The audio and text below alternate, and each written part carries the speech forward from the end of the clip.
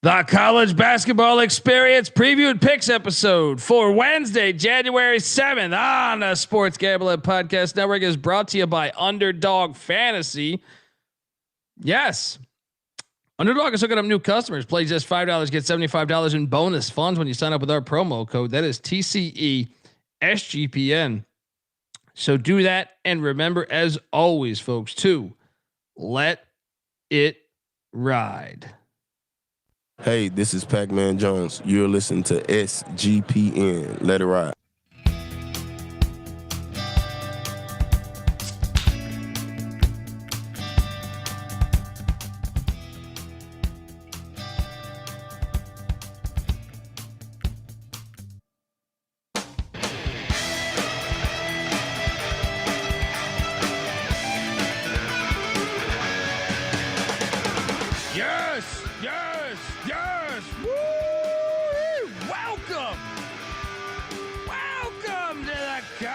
Basketball experience preview and picks edition for Wednesday, January 7th. Oh, there were some fun games tonight. YouTube.com/the college experience. Come say hello. Hit that thumbs up button. Maybe that would help us. Or the subscribe button. Subscribe button. If you can get over there and do that. iTunes, Spotify, shit. Whatever else is out there, do it. Be you. If you're wondering who the hell you're listening to, my name is Colby Swinging Database Dan, a.k.a. Pick Dundee. That's not a pick. This is a pick. He was raised in the land down under, where a man thinks on his feet, speaks with his fists, and lives by his wits. When Dundee happened, he was a superstar. I'm probably drinking too much and celebrating too much and not sleeping. Would have killed a normal man, but no, that's gone. The medical advice I got from that was like being hit by lightning. Pretend it never happened and get on with your life. Oh, I think I went to maybe the greatest game I've ever been to last night. Me and Muddy Waters, holding it down in Nashville. Shout out Tailgate Report. Shout out to all the fans that came and said what's up. Great fucking people everywhere. Stone Labano, it's my boy. FCS Nation Radio. It's a great fucking time. College Football Campus Tour. I am joined by my co-host. He is also the host of the College Football Experience. Myself, the Bet Detective. And this guy just dropped an episode. Go check that out. Give it up for former staffer at Austin Peay with the Governors, South Carolina with the Gamecocks, and West Virginia with the Mountaineers, Ryan McIntyre, a.k.a. Monalon Mac. What's up, man? Welcome back, my friend. Yeah, these motherfuckers better smash that like and subscribe button with that 14-2 start I had tonight. I thought it was my Illinois State and the points and the money line, which should have hit if you could make a goddamn field goal. But yes, Mac tonight. Come on, make it Mac tonight. We're also joined by third man in the booth, always serving that high heat as the host of the College Baseball Experience season right around the corner. We're already talking episodes, schedules, everything. Give it up for the great Noah Bieniek. How are you, buddy? Oh, I'm doing well tonight, Colby. Had a winning day. I didn't go 14-2 to begin a day or whatever, but I did go 4-3. Hopefully that's still good enough these days. But the college basketball was good tonight, boys. It was damn good. So flag on the play for me. Might have had a good time last night. And in my mind, I thought I bet that was the day before. I was like, yeah, I bet a bunch of these games. And I was like, wait a second. As I was driving, I was like, was that? So, I drove to Nashville, which takes like almost 8 hours. So you're just sitting there driving and you're like, did I place wagers on today's games or did I not? And I was like, huh. Oops. I think I did. Well, no, when I got home, I quickly right away I check and I go, motherfucker. I didn't do it. Flag on the play. But then I quickly threw in a bunch of bets and I had a losing day. We'll get to it. Yeah, but I threw in I'm talking, dude, I got home at like 8:53 at night, and there was a bunch of games tipping off at 9. So I was just like panic mode, like, oh yeah, let me get these bets in. I'm not blaming my losses on that, but because I would have bet those regardless. But definitely, we'll talk about it. We'll talk about it. A couple slow burns. But yeah, it was a fire day. Hoops catching the end of those games, man. And it started off. Well, actually, this is tomorrow's one. Let's jump into this. But it started off with, well, buddy. No, this is tomorrow. Oh, there you go. No, I got you. It started off with the Bobcats of Ohio. Did you guys bet this? Because is Frank slipping a little bit in action? Didn't bet it, but I went against both him and Capper, who were on UMass in this one. So we won. Right. We won. Oh, you covered by a half a point, huh? Covered by half a point. Covered. Yeah, I said you covered by a half a point. Oh, I thought. Yeah, Bieniek was bragging that Ohio covered. They won. Sorry, Mac was so high on them winning the game outright. I guess. Yeah, they fucking had the lead with fucking 5 minutes again. They fucking can't close these fucking games out. They got to play the ACC again. They can't win in the MAC. They got to play the ACC. On the schedule. What is their standings in the MAC right now? 0-4. They're in last. Yeah, oh, dude, that's a bad look for. They're better run off like 8 out of 10. Though. They need to because that's a bad look if they're jumping down from the A10. Well, the roster didn't jump down from the A10. Their roster that was not an A10 roster. Beat fucking Florida State and fucking BC. I'm just telling Colby that's not like how I'm just saying like UMass basketball fans, because look, they don't give a shit about football. They have some fans that actually care about basketball. Historically, I mean, they got some pedigree there. It's Marcus Camby and Lou Rowe or Dr. J. The culture is a little bit there. There's some basketball culture there. That's alarming a little bit, but yeah, I mean, dude, yeah. The way that they lost that Bowling Green game was fucking brutal on Saturday with the fouling up 3, that stupid, the idiot analytic things, foul up 3, and then losing by 3 at Ohio today.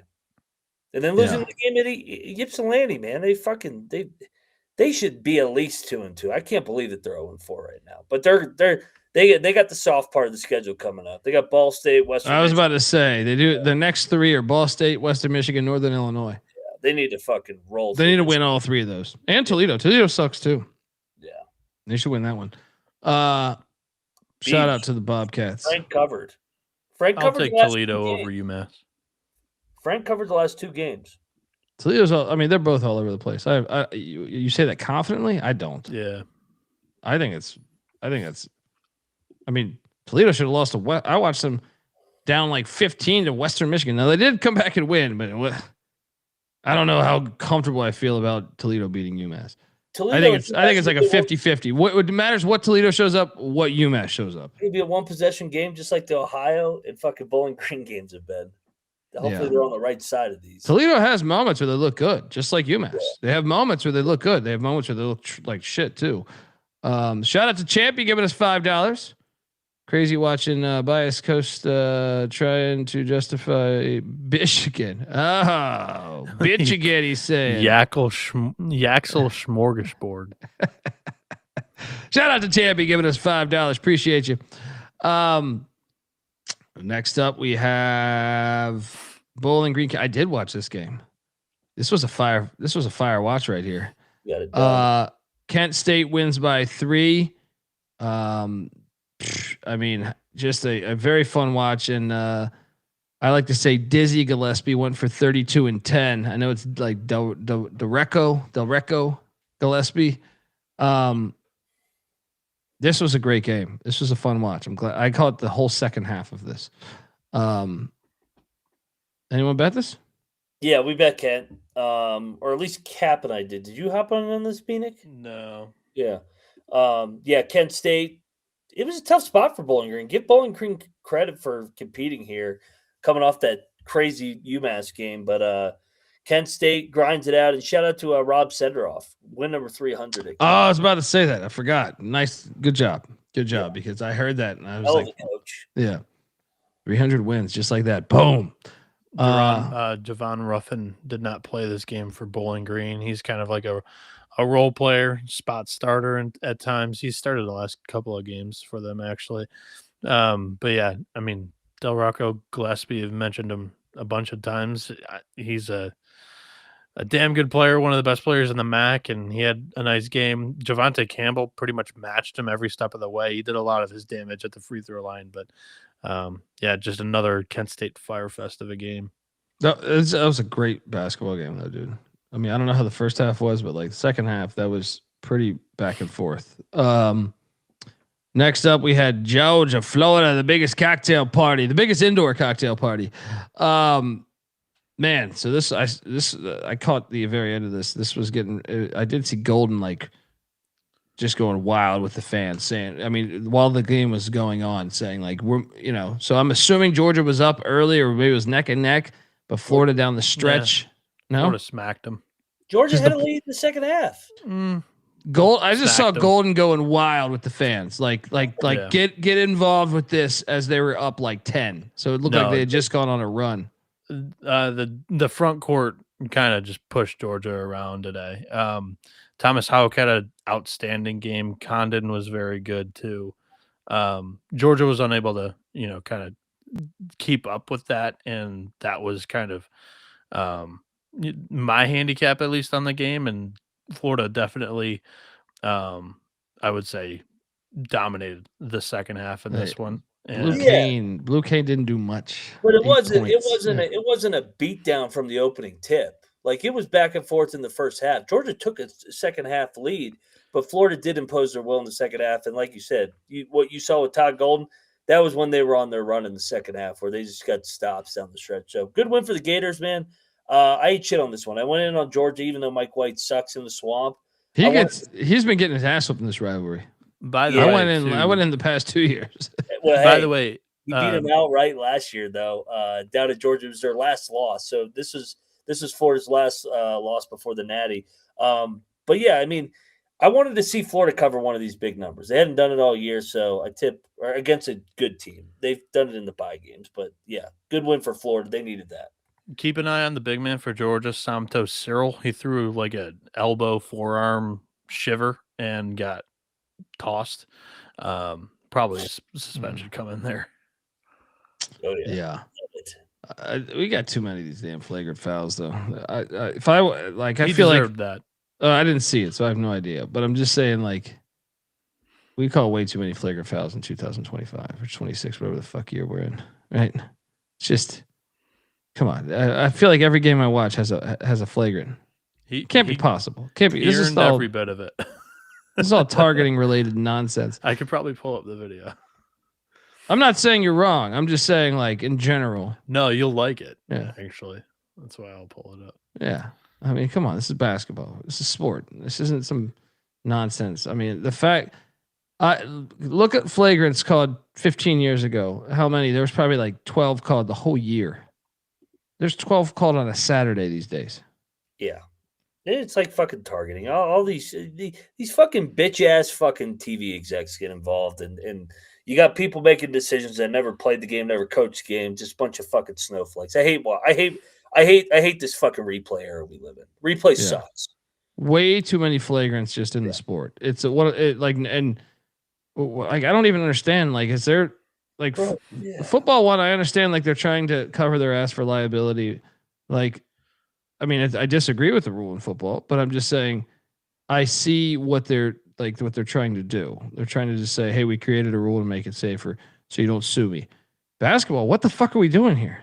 Bro, basketball's not even a dangerous sport. Like, what are we talking about here? We just got these fucking corporate suit wearing motherfuckers that got involved somehow, and they act like you're never going to get hurt. Lawyers too. Yeah, lawyers. You're never going to get hurt in sports. Newsflash, you're going to get fucking hurt in sports. Football, basketball, shit happens. Like, you're not going to take the risk out of the sport. You take the risk, or you try to take the risk out of it, you're going to ruin the goddamn game. I'm so sick of the shit. I'm with you. That's my boomer rant. No, you're good. You're good. I was trying to kill time for Bieniek by just fucking going off on these. Yeah, I didn't find like an angle that wasn't broadcast. So, right on. All right, next up we have Oh, guess what? The legend continues, right? Lexington Steel takes it to Western Michigan by only 11. Did you guys bet this? Yeah, where's the We chat at? Call disagreed me a on dumbass. the pick here. It's called a dumbass by a lot of people in the chat last night for betting Western Michigan. You had to fade Miami of Ohio off the Super Bowl. All right, so when are they losing? Yeah, but they were losing in the second January half. 20th at Kent State. That's their loss, right? January 20th. They're going to get past Toledo. They'll get past Central. They'll get past Buffalo. When did he play UMass? That's when he's losing. The 27th, but it's in Oxford. Kent State. This is a great story, guys. 16-0. It is unbelievable, especially because he was terrible at Xavier. Well, actually, was he really that terrible? I thought those teams suck, dude. I mean, I get it. Like Sean Miller and Patino. I mean, you can't even grade Patino yet. He's fucking 2 months into this thing, you know. Yeah. But under Sean Miller, Miller went further in March though than he did.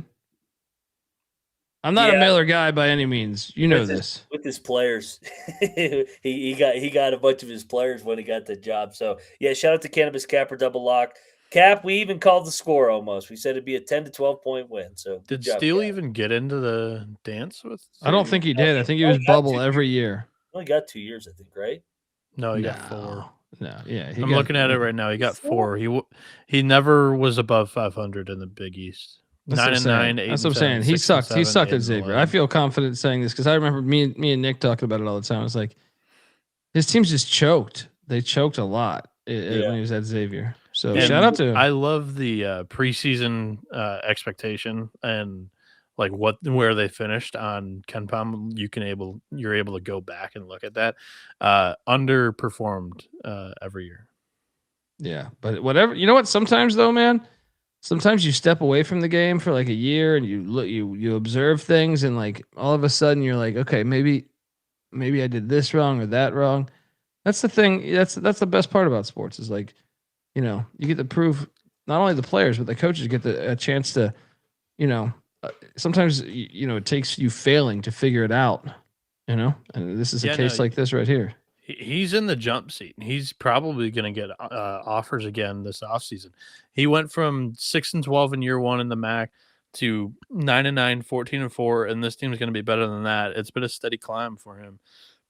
Let's go. Yeah, he'll get offers for sure. Last year 25-9, and this year 16-0. Let's go. Next up, we have the Duke Blue Devils in Louisville. I caught the second half of this.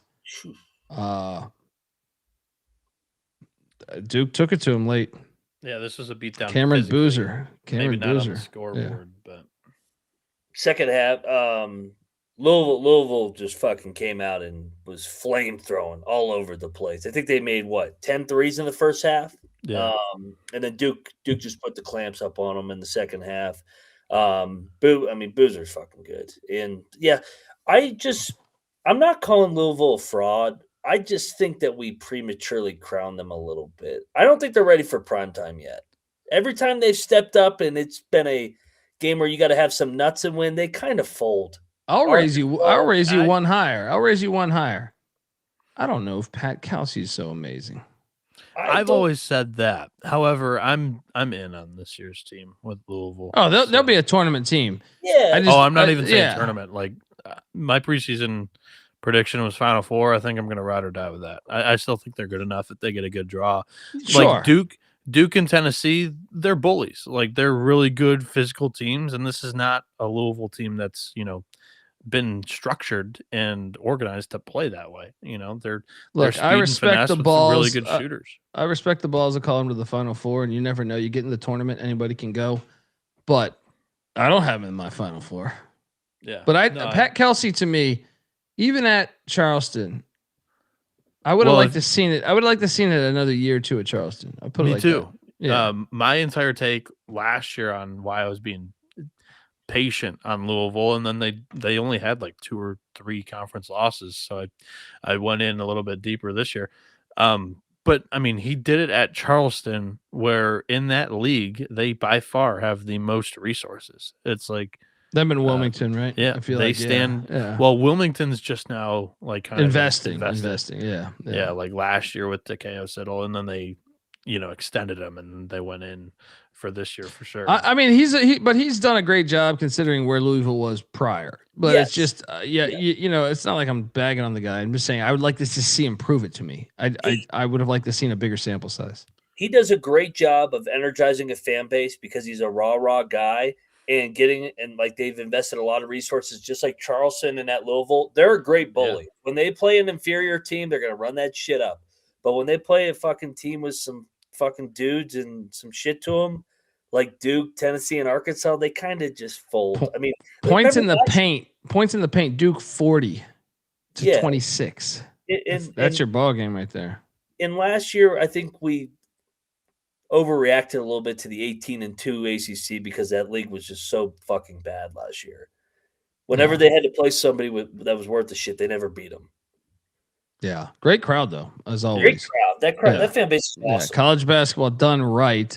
And I talk all positive on Louisville still in this game because I predicted that this would be yet again a tough matchup. I'm actually, I come away quite, I don't have anything much negative to say about Louisville. They showed a shitload of fight in the first half. They made a bunch of shots. That's what they do. And then the second half, Duke played to their strengths and kind of pushed them around. And yeah, that was the handicap. We triple locked that on the show last night. That was an easy bet. I'll disagree. That's a game you should win. Or at least like a one possession. And you game, bet it, right? like so. Yeah, I bet them because I don't think that they have the shit to them to win a big game. But like if we're talking Final Four, that you should win that game on your home floor in front of that crowd. Or at least a one possession, I feel like, or two possession. You know what I mean? Like something like right there, but it's early. They'll still get maybe Carolina or someone else that what SMU's even ranked right now. Yeah. They scored by 22 in the second half. I mean, they got run off their floor in the second half. It's still early. It's still early in the season, though. Yeah, I still feel very confident that they are the second or third best team in this conference. They lost the second leg of a West Coast trip, and then they came back and got outplayed by Duke. It happens, and good teams lose to Duke. Wait, so who you have them better than Carolina? Yeah, I don't think they're better than Carolina. I don't know if I'm there right now. At least right now. Maybe as the season goes along. I think Virginia might be better than them. Ooh. I think they're close.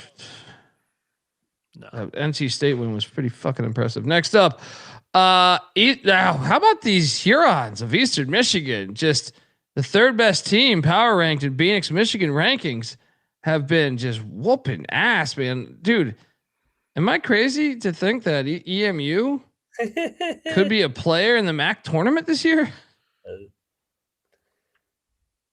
Yeah, dude, they're fucking play. I mean, so they're 2-2, but they really should be on a 3-game win streak. And Ohio hit like a half court buzzer beater against them. Yes. Right? Like, I mean, they have been impressive. I like this team. I just hate putting a ton of faith in Heath. I don't expect them to win the MAC. I'm just saying, like, you never know. I'm just saying they're way better than they've been in a while. Yeah, they're playing really good ball. I also think Ball State's really bad. I bet EMU here. I don't know how they were getting only points, 52 points at home. Oh my God, that's brutal. Shout out to the Hurons of Eastern Michigan. Folks, I want to tell you that the college basketball experience is part of the Sports Gambling Podcast Network.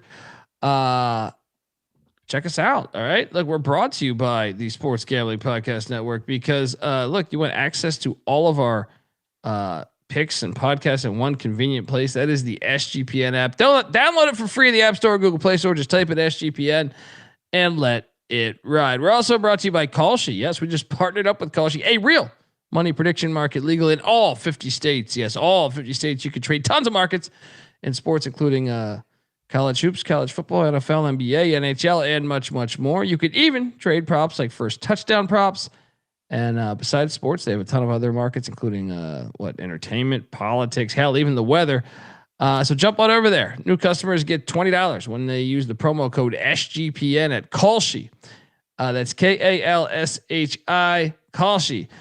Promo code SGPN. We're also brought to you by Underdog Fantasy. Yes, Underdog is your home for pick'em entries where you can win up to 5,000 times the amount of money you enter. Underdog has you covered this holiday season as well. The holiday season, they're always giving away gifts year round. Look, Underdog's got a brand new offer for new customers. Play $5, get $75 in bonus funds when you sign up with our promo code that is TCE SGPN. All right. Next up, we have South Carolina and LSU. Hilarious game here. Yeah, I ate a Speaking of boatload of shit here. Yeah, they're the Cal of the SEC. LSU is. What a fucking joke. I mean, no, they're the Cincinnati. Like, yeah, they every get, conference has one of them. Every conference has one of them. Ohio State, Where they cook the books. They cook the books, and they're really shit. Yeah. Gamecocks go on the road to Baton Rouge and win by Syracuse 10 of the SEC. Yeah, same difference, right? Yeah, this is Elijah Strong, 30 points tonight for the Gamecocks. Shout out to that. Yeah. Also, shout out to James Weber hopping in the chat, giving us $50. Love the show. Shout out Donaldson for the intro. Dant hilarious. Mac, I worked as an assistant DFO. Was that a bank? director of Probably I know. I'm fucking around. For a Pac-10 school, we might have met. Bieniek, the cocktail napkin, likes the over/under with Rebecca. There you If go. the boots come a rocking, a little John Rocker. There we go. Come on, let's go. The D of A just sounded like B of A, like Bank of America. So I was just running with that. But dude, back to this game. Thank you though, brother. Thank you. Appreciate that donation, man. This is hilarious. This was the one I caught a little bit of this.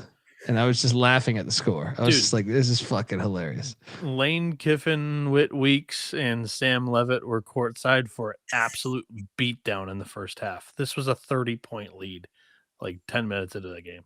Yeah.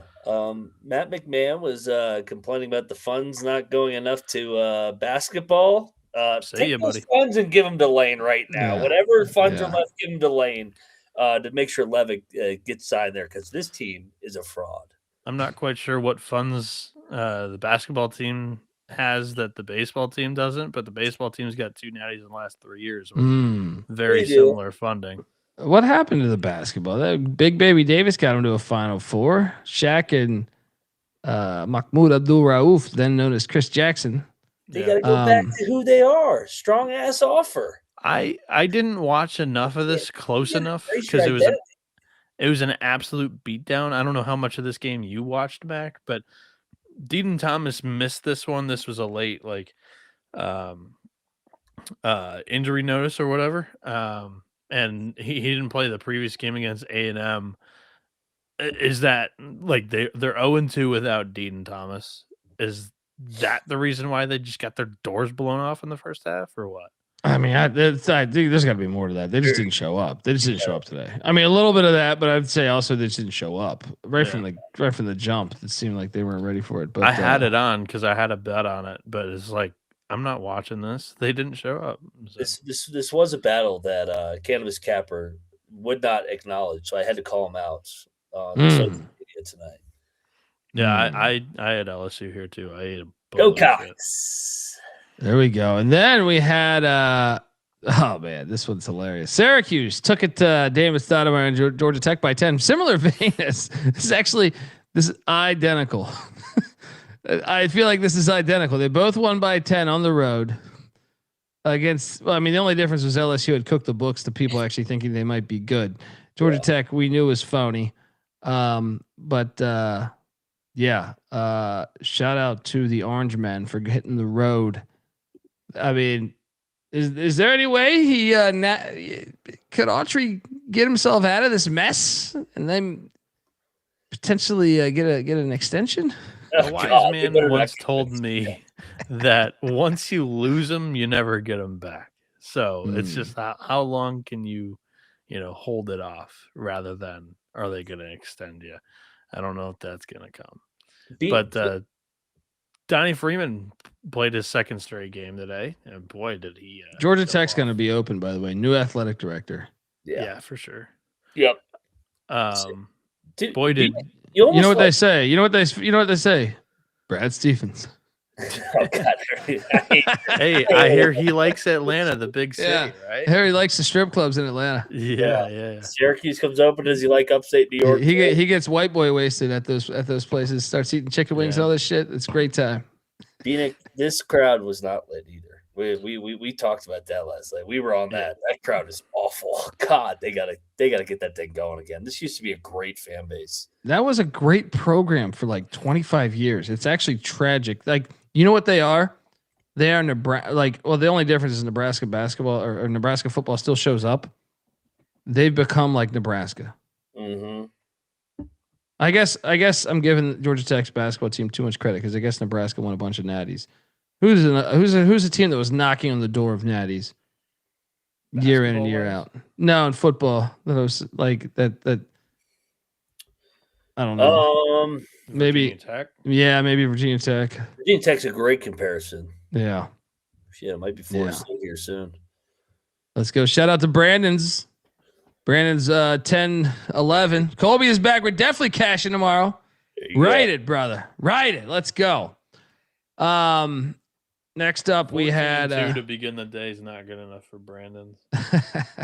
Yeah, what the fuck, man? Yeah, I like this, Brandon. We're on the same page. He probably had Georgia. He's probably like that one guy that DM'd me. What a shit pick Georgia was. I said, "Hey, motherfucker, we're 14-2. Let me guess, you parlayed all 16. You fucking idiot." Brandon, I promise you can trust me. I'm no jack fuck. All right, I'm no jack fuck. You can trust me here. Central Michigan and Akron. Akron won by 13. Easy cover. Now I would have bet this had I been on the show last night because this line's ridiculous. Absolutely ridiculous here. I think Mac even said, "I'll lock it up for Colby" or something. I did. I would have been all over this. Instead, I was just consuming large amounts of alcohol for a long time. But shout out to the Zips that got back on the winning side of things. Yep. And then you had Slick Rick at Henkel. Dude, Butler's going to open too. Brad Stevens, guys. Let's do it. Yeah. Brad Stevens back to the scene of the crime. He likes Hinkle. Bro, they should hire Butler would never hire someone that used to coach with them, right? Never. Didn't Stevens? Who would think that's a good idea? Yeah. Brad actually, that Lexington Steel is going to be at Butler next. Yeah. Probably is. Yes, that might actually be it. I could totally see it. Totally see it. Totally fucking see it. Didn't Brad replace Brad last time? He did. Yeah. Let's go. Bring Brad back. Yes. I need Steele and Gross, like head coach, associate head coach on the same sideline, just like Hurley's, you know? Ooh. Oh yeah. Let's go. That'd be fantastic. Gross is a great name for this job because he was an assistant for Thad. Well, they get their money. What sucks for Thad is they get their money next year. Yeah. It's like life's all about timing. He needs to somehow like win the Big East tournament, make the tournament so they give him one more year. They ain't going to fire him. He's going to retire. Yeah. Medical condition. Yeah.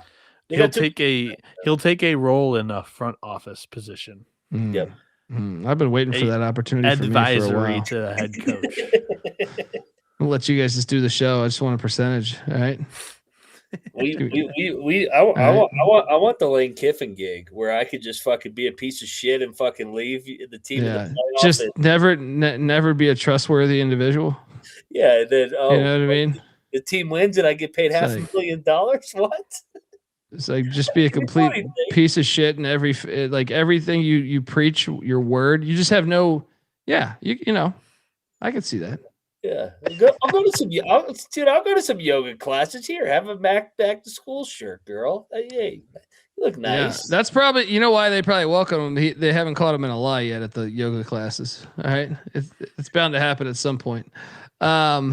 Big win by the Johnnies, by the way. Yeah. So speaking of pieces of shit and lying pieces of shit, oh my God, this guy, Rick Pitino. Have we talked about this since then? Yes. Because yes, he did it again. Yeah, I know he's out of control right now. Hey, I knew he was going to win tonight when he posted the picture. Only in with America. Only in America. When he posted the picture with Donovan Mitchell last night that he was signing him, I said, "All right, Rick's in a good mood. He'll win tomorrow." I like how he spelled out. Shout out to Carlton spelling out St. John's. I like that, huh? Next up we have Michigan. I remember I did that, and Colby was like, "No, don't do that ever again." I said on that on the banner preseason show. Well, my first thought was we got to correct it, but he's new. You don't tell the you don't tell the new guy, hey, you're a pile of shit right away. You weren't that new, dude. You weren't that new. I actually told him that yesterday twice. He's a pile of shit. He flipped the Florida logo. I was like, I've never seen the Florida logo flipped like that before. And then the Louisville logo was backwards too. I was like, I did notice the flip logo, but I've never seen that before. I know he did that to like face the logos, but it's super weird. Is Bieniek the guy who did that? Who did that? That Bieniek's in the corner going. Did you send him a DM saying, "Hey, you motherfucker, what do you think you're doing?" No, it was not that big of a deal. I just threw a subtle jab on the show. Where's that bus? Where's that bus? Fucking rolling over Carlton right now. Carlton's doing the Lord working for free. We're trying to be like Phil Knight. We're trying to be like Phil Knight. I'm just trying to get this dude. He just keep working, Carlton. Yeah, let me continue. But I'm hungry. Shut up and work. Work, you motherfucker. Let me try to continue to deflect instead of talking about this game. Like, let's keep talking about Carlton and slide. Yeah. Michigan 74, Penn State 72. The bet detective CJ Sullivan. He cashed on this. He wanted that known. That Penn State plus the points was easy money. Did anyone else lock this up? Mac did. Yeah, I wasn't going to until I read the article. Will Michigan go 40-0? I said, okay, I'll bet Penn State. 40-0. What publication did this? There's multiple high up, whatever. What's the fucking term? Mainstream. That's whatever the fuck they're called. They did multiple segments. Can Michigan run the table realistically? Because their Ken Palm rating is so much better than everybody. And I'm like, oh my god. Are you guys aware they played Duke in DC? Yeah. And Michigan State in DC? And Purdue at Purdue and at Illinois. Stop it. And then the tournament? Get the fuck out. In the NCAA tournament? I mean, why would you do that? Like, if I'm Dusty May, I'm like, God damn it, who wrote this article? Yeah, well, it's the rat poison. Went to overtime with Wake Forest. 40-0. Yeah, a little bit of an overreaction here. That has to be someone that's from Michigan, right? Well, why would he do that to his own team? I don't know. But Michigan looks amazing this year. But I'm just saying, like, why would you? That's voodoo. It was national media. National media has been national media. Whatever was put in the water or in the email to like, hey, this week you guys should do this. This is a good talking topic or idea, and they ran with it. It was Michigan. They should be number one in the AP poll because they're number one in every other metric or whatever. I'm not arguing it. I mean, sure, whatever. They played like 2 away games though before today, right? This is their third, and they haven't. And they almost lost at TCU, right? Yeah, they haven't looked sharp in any of them. The TCU game, they were dealing with a couple of injuries. It's not even fair to the Michigan players. No, not at all. Yeah. In the fall, they were dealing with some injuries. They didn't get a ton of practice time with. It was Yaxel who's dealing with a little bit of a wrist thing. Mara had an injury. So 2 of their starters weren't on the floor for a bunch of practices. So early on, I mean, they blew out Oakland, which gained a little bit of hype, but they struggled with Wake. They struggled with TCU before they found their groove. Yeah. Well, the Maryland game, they were on the road. They were in a dogfight early. Pharrell Payne had an injury. He missed the rest of the game. Solomon Washington got kicked out of the game, ejected, and Michigan went on a run afterwards. They should have. And then today, they just went through the motions, played with their food, and almost got bit. They should have beat TCU, even though TCU was playing with five. Like it got hairy a little bit. Yeah. But Wake actually should have beat them. I feel like today they had a real shot of losing this game. They were up 15 late and just kind of cruised to the finish line. Penn State didn't even have Mingo today, their best player. I know they didn't have their best player. It's just like this is the reminder. These are 18 to 22-year-olds. Well, how could you? Yeah, it's like we haven't even gone on the road yet. I mean, I think Michigan's looked incredible. Like even some people in the chat were saying Michigan's not that good. Like I actually think they're really good, but it's just they're great. That's just that's ridiculous. Our whole life that never happened. You know what I mean? Like lose at least 3. Like they're maybe not more than 3, but like they're going to lose 3 games. Yeah, if you listen to this show, like I've been pretty upfront. Like I believe that Arizona is the best team. They've got the best resume right now.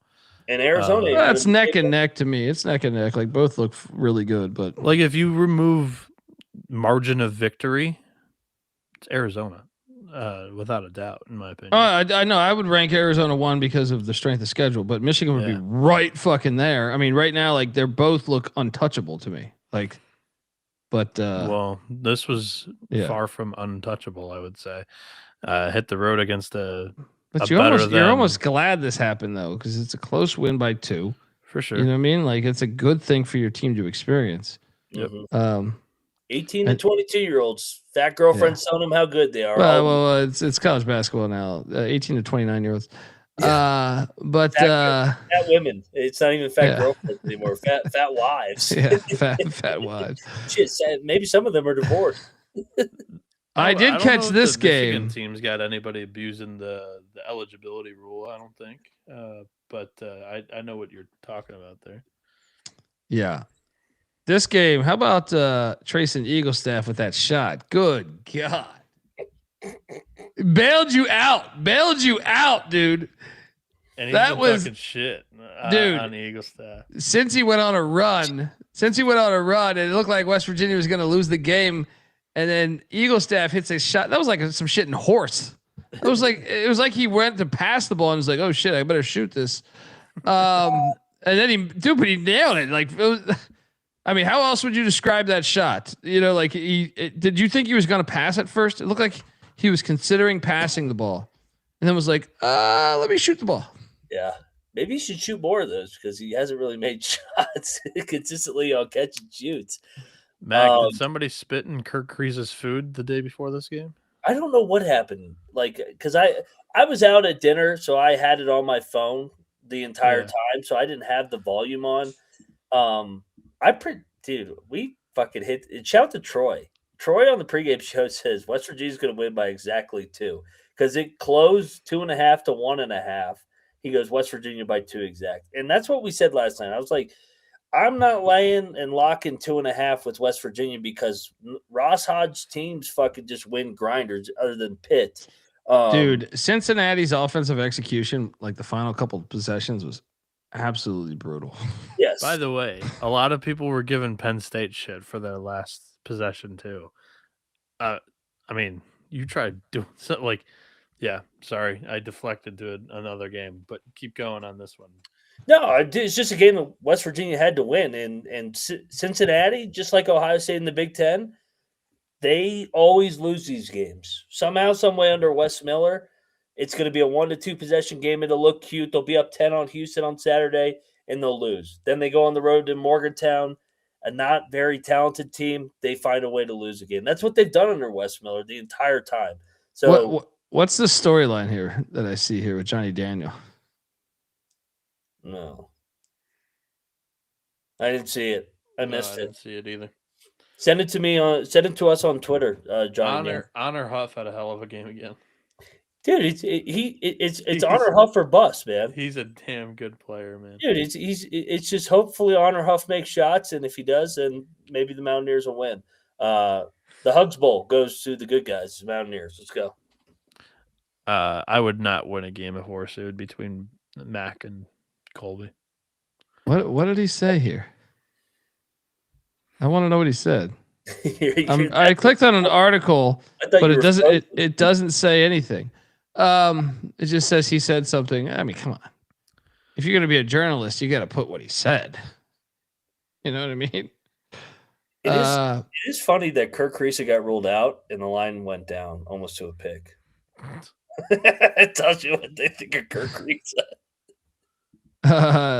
Cincinnati's dude. The one possession where Cincinnati, like, it's like they passed the ball on the inside. I don't know if you called it, like, it was like a minute left, maybe 2 minutes. Yeah. It was like 4 missed layups.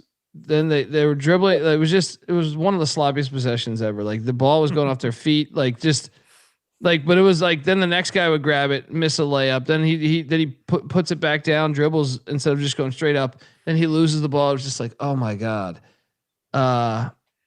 Nice win though. You pulled this one out your ass, buddy. This is may the Schwartz be with you here. You ready to lock it up on Saturday? Kansas comes back to the Coliseum, storm the court again. Yeah, well, they cost me money tonight. Toledo, Northern Illinois. Toledo wins by 15 or 14 against Northern Illinois. Northern Illinois is terrible. They're going to be last place in the Horizon. Yeah, shout out to Toledo. Toledo. I mean, triple lock last night. Oh, did you guys know this? Okay. Yeah, Northern Illinois sucks. They are terrible. How did they beat Loyola by 20? It was a perfect spot for NIU with the Loyola game. The reporter said Chinaman. Nice. What a world. I want to know the context. Is it like showing San Francisco's players a Chinaman? I mean, what if he says Asian? Then it's not right. I didn't know that Chinaman was used anymore, but I mean, like, it's still hilarious. Like, I don't know. It's all language. You know what I mean? Like, I'm sure he didn't mean to say Chinaman. Yeah. They fired him or what? Just suspended him. I mean, he's just saying the country that he's from, right?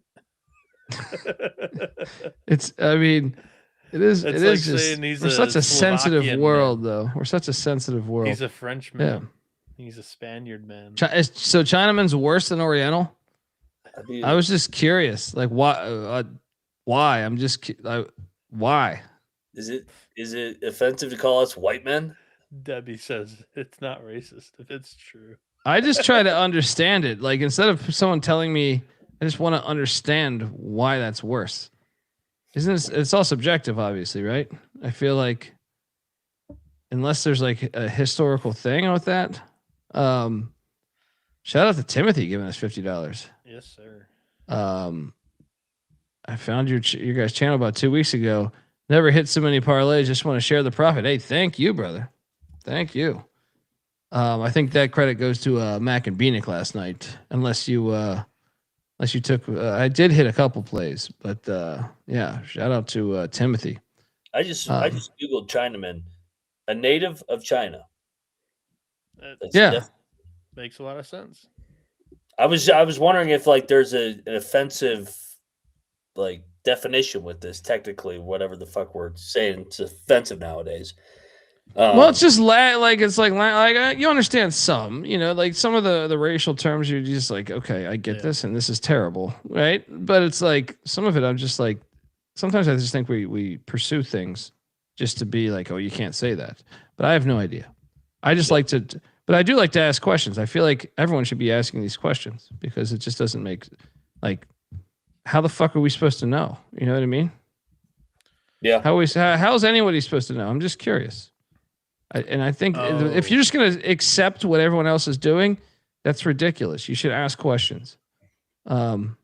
What were you going to say, Bieniek? No, Yunyi Wang is from China. So they're not even. He got the correct country. Oh. I don't know. Whatever. Yeah. I can't keep up with these fuckers. So if you say Asian, it's good. I mean, it all matters the context you say it to. Like, if he's saying it, like, I didn't hear the fucking call. So it's like. Slam dunk by the Chinaman. Yeah, or it's just like, oh, this Chinaman keeps making shots. Then he's saying it like derogatory in a way. Yeah. But, it's all context. I mean, I've been called an American boy by Malcolm on the MLB gambling podcast umpteen times.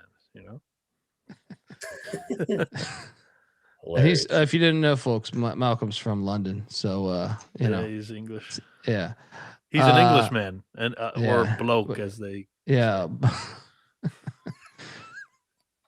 Shout out to Toledo. Next up, Georgetown. Oh my DePaul. God, we got to talk about this game. We got to talk about this game, dude. Did you watch any of this? No, because it was on fucking Peacock. Dude, Georgetown made one field goal in the final 23 minutes of this basketball game. Fucking bums. The last field goal they made in the basketball game was with 10 minutes to go. Do you call a black man in America an African? African American, yeah. People say that all the time, right? Yeah, it's not like common to do it, but it's not like you hear like they should hire more African American head coaches and stuff. I've heard people say that like that, right? If anything, I feel like black is more derogatory. Call somebody black to their It's an interesting thing though. Like but I feel like I've heard that before. You hear it on the police radio dial all the time, right? Like when they're describing Clark when they describe somebody, they say African American then, right? Clark said 1 for 23 in the second half for Georgetown. Man. What's wrong with this team, man? Dude, they collapsed. Yeah. I thought this year's team was going to be good too. Dude, they better go on a run here. Like their NCAA tournament hopes are shot. They didn't get any wins in the fucking non-con, and now they're 1-3 in the Big East with losses to Xavier and DePaul. They need to at least get some momentum and going into next year, I guess. I don't know, man. This is disappointing. I like the way they finished last year. This is fucking bad. Yeah. Yeah. I mean, I picked them pretty high, I feel like, in the Big East this year. Maybe those I problems. think I had them at like 3rd or 4th. Whoops. Damn. Please turn it around, cool, you fucker. Yeah. No, I get your point. It's just I feel like I hear people say it is my point. You know what I mean? For the African American thing, I feel like you still hear that, right? Am I crazy? Yeah. You don't hear an announcer say it really, but you hear like it. You know, I just feel like if you're watching a movie or something and it's showing like the police and it's like he's 5'10", African American, you know what I mean? So it's like that's still like it's still in society. Like I hear it talked about. I love it. Thank you, Johnny. Johnny Daniel just copied and pasted their entire statement. That's fantastic. Thank you. Yeah. I love Cracker Jacks. Let me tell you, Cracker Jacks, so they fall off, man. They've fallen off. You don't even get the toys anymore, man. Or the stick of gum. That's what I'm saying, dude. They got Cracker Jacks got cheap. You know what I mean? These bastards. Colby mentioned at the top of the show college baseball coming back. I mean, that was a highlight clip of the college baseball show is him opening up that stick of gum. Oh yeah. That was 1985 tops. That was an interesting experience. Now I understand gunpowder. Now I understand why my face was swollen the other day. What have you had in the past couple of years? 1985 Topps gum. Shout out to these RuPaul Blue Balls, by the way. They're doing it. 2 wins in a row. Who they got next? Are they going to dance this year? No. No, hell no. They're at UConn on Saturday. Beware what you say. They're getting murdered. Holman talked about it in the postgame. He goes, just let me celebrate for like 10 minutes. I don't need to talk about UConn yet. Next up, we have Iowa, Minnesota. This game was fire. They stormed. They stormed at the barn, baby. Hey, they stormed at the barn. Number one thing is like not every win can be a storm at the barn. What are you talking about? Whatever's organic in the air. What are you talking about? Whatever's organic, if you're feeling it, then if you storm and people follow, I will always be on the side of the stormer here. Yeah. Has Dusty May survived or recovered since that storm last year at the barn? Yeah, he's got the number one team in the country according to everybody in the media. Oh, the 40-0 team, yeah. So Minnesota won this game by 3. Iowa had like good recover. Iowa had like 7 chances to tie this game. Yeah. on the final possession. I was convinced one of them was going to go down. But no. Dennis Sturts missed a wide open three. Twice. He opened the possession up with a miss. No, it was a little more contested. The final one was wide open. The final one, I thought he was taking too much time. I was like, he's not even going to get it off. But the barn was rocking, and what a win. What a win. Bieniek is so fucking lucky that Michigan doesn't go back to the barn this year. They'd walk out of there with the Oh, yeah. Oh, yeah. Penn State, that barn would damn right. Yeah, they got your 40-0 right here, right? Yeah, let's say right there, baby. There we go. Shout out to the Gophs. Nico Medved. He can coach, man. The man can coach. And I want to hold him to. He told me if I got to Fort Collins, he was going to take me to the best restaurant. God damn it, guys. Why did you not tell me to go right away? I didn't expect him to be Minnesota's head coach the next year. There's some good restaurants in the Twin Cities. Okay. Maybe I'll, but then I got to go talk to Petiti and everything. I don't know. You don't want to go to Minnesota. Yeah. Petiti's not in. I'm just saying. Minneapolis. No, I'm saying the Big Ten media days where I could run into Nico, you know. The Big Ten media days seems like it's just corporate trash. You know what I mean? Just corporate trash. Gotcha. Like, yeah, I went to college experience, Nico, and he's be like, all media days aren't corporate trash. They're no, but the Big Ten is even more so because you're the whole goddamn United States. All right, it's just not the same. All right, come on, be in that 18 fucking teams, dude. Are you kidding me? That's exhausting, dude. Yeah, what are you talking about? That's not 18. ACC's got 18 for basketball. Oh shit, they do, don't they? Notre Dame. They do because Notre Dame. Yeah. All right, fair enough, but it's still not as corporate. It's still not. At least most of the, like it's not as corporate. It's not as corporate. Tony Petiti's pushing down. He doesn't have a college background. Jim Phillips is college through and through. Yeah, that's what's burning at the ACC. To tell you the truth, it's like he's so old school. He's so old school college. Medved's doing a hell of a job. It pains me to see that they're winning in the barn again. But every win can't be a storm, man. What are you, fucking Jay Bills over there? Good Lord. No, I love when they storm organically. It's like what? How do you know this isn't organic? You storm every time you win. Now you're turning into Clemson football. Like, oh my god. Yeah, it worked out pretty well for them. They got 2 fucking natties in the last decade. I think, I mean, who are you to say it's not organic? What if this person just happened to storm and it's his first basketball game? You have no fucking idea. You have no idea. Next up, UCF, Oklahoma State. This game got dicey, but OK State prevails by 11. It got down to, dude, it was like 60-60, I think. Shout out to how about them Cowboys? Anyone bet this? Yes. Did you have Minnesota too?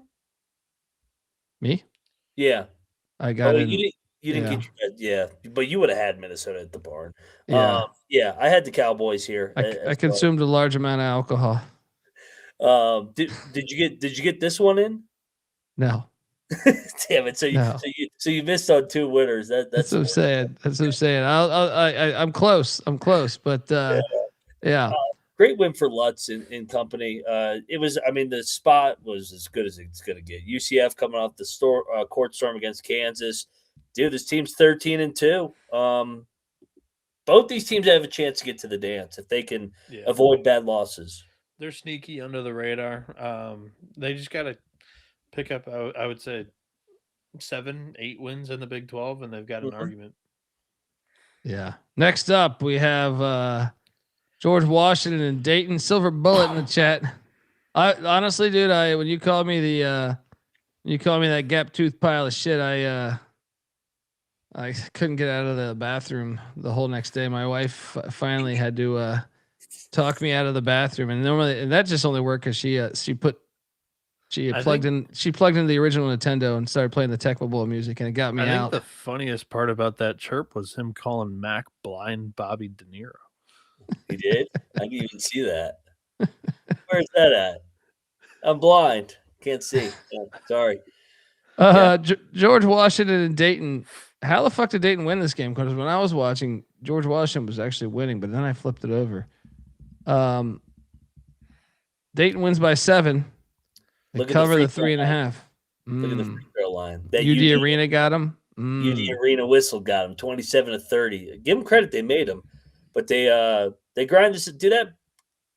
This was a building play triple lock last night. Oh, I locked this for you last night on the show too. I know you wouldn't take it. There you go. Thank you. Appreciate that. That's a Dundee special. Yeah. Building play. Yeah. Let's go. Lindenwood Penitentiary taking on SIU Edwardsville. SIU wins by 4. So the dog was scratching as this Cougs got it done. And then that was a big win, by the way. That was Lindenwood's first loss in the OVC. So shout out to Baroni Company in Edwardsville.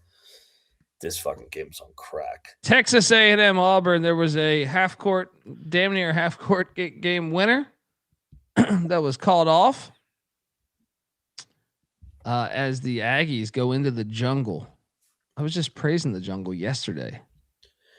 And the Aggies and Buckyball. All of a sudden, Buckyball's clicking, huh? What the fuck's happening here? Dude, what happened in this game? Because, Colby, when we were doing the show, Auburn was fucking them up. It was 61-45. They blew a 16-point lead. With 13 minutes left, they gave up 40 points in a 10-minute stretch. It went from Pop Isaacs is what happened. Was it Pop Isaacs that went off?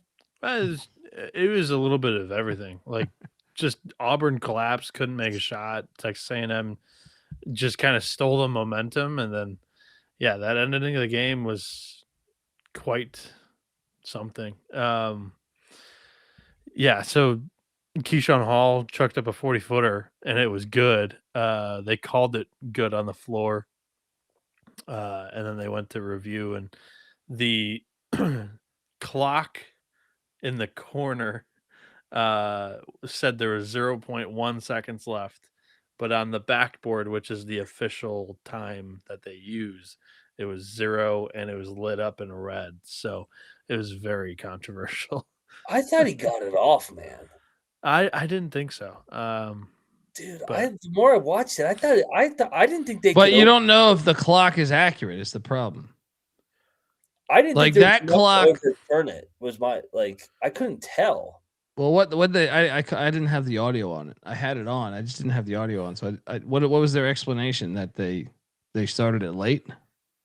No. Like the backboard was the official clock, and the other one they're cooking the books. One, was not. And the backboard was lit up red, and the ball wasn't out of. But to be fair, you're a Florida fan, so of course you think you didn't get it off.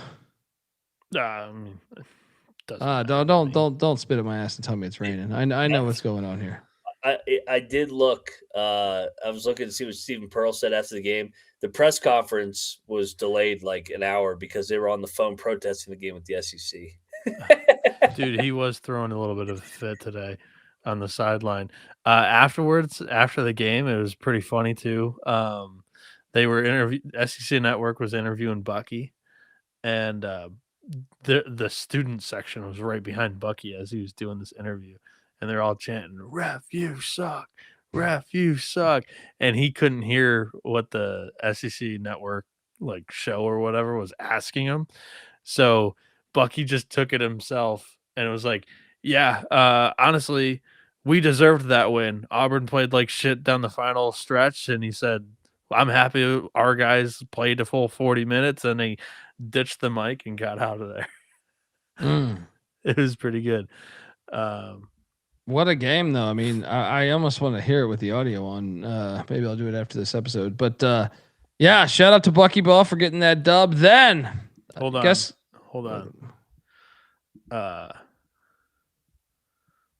How about that?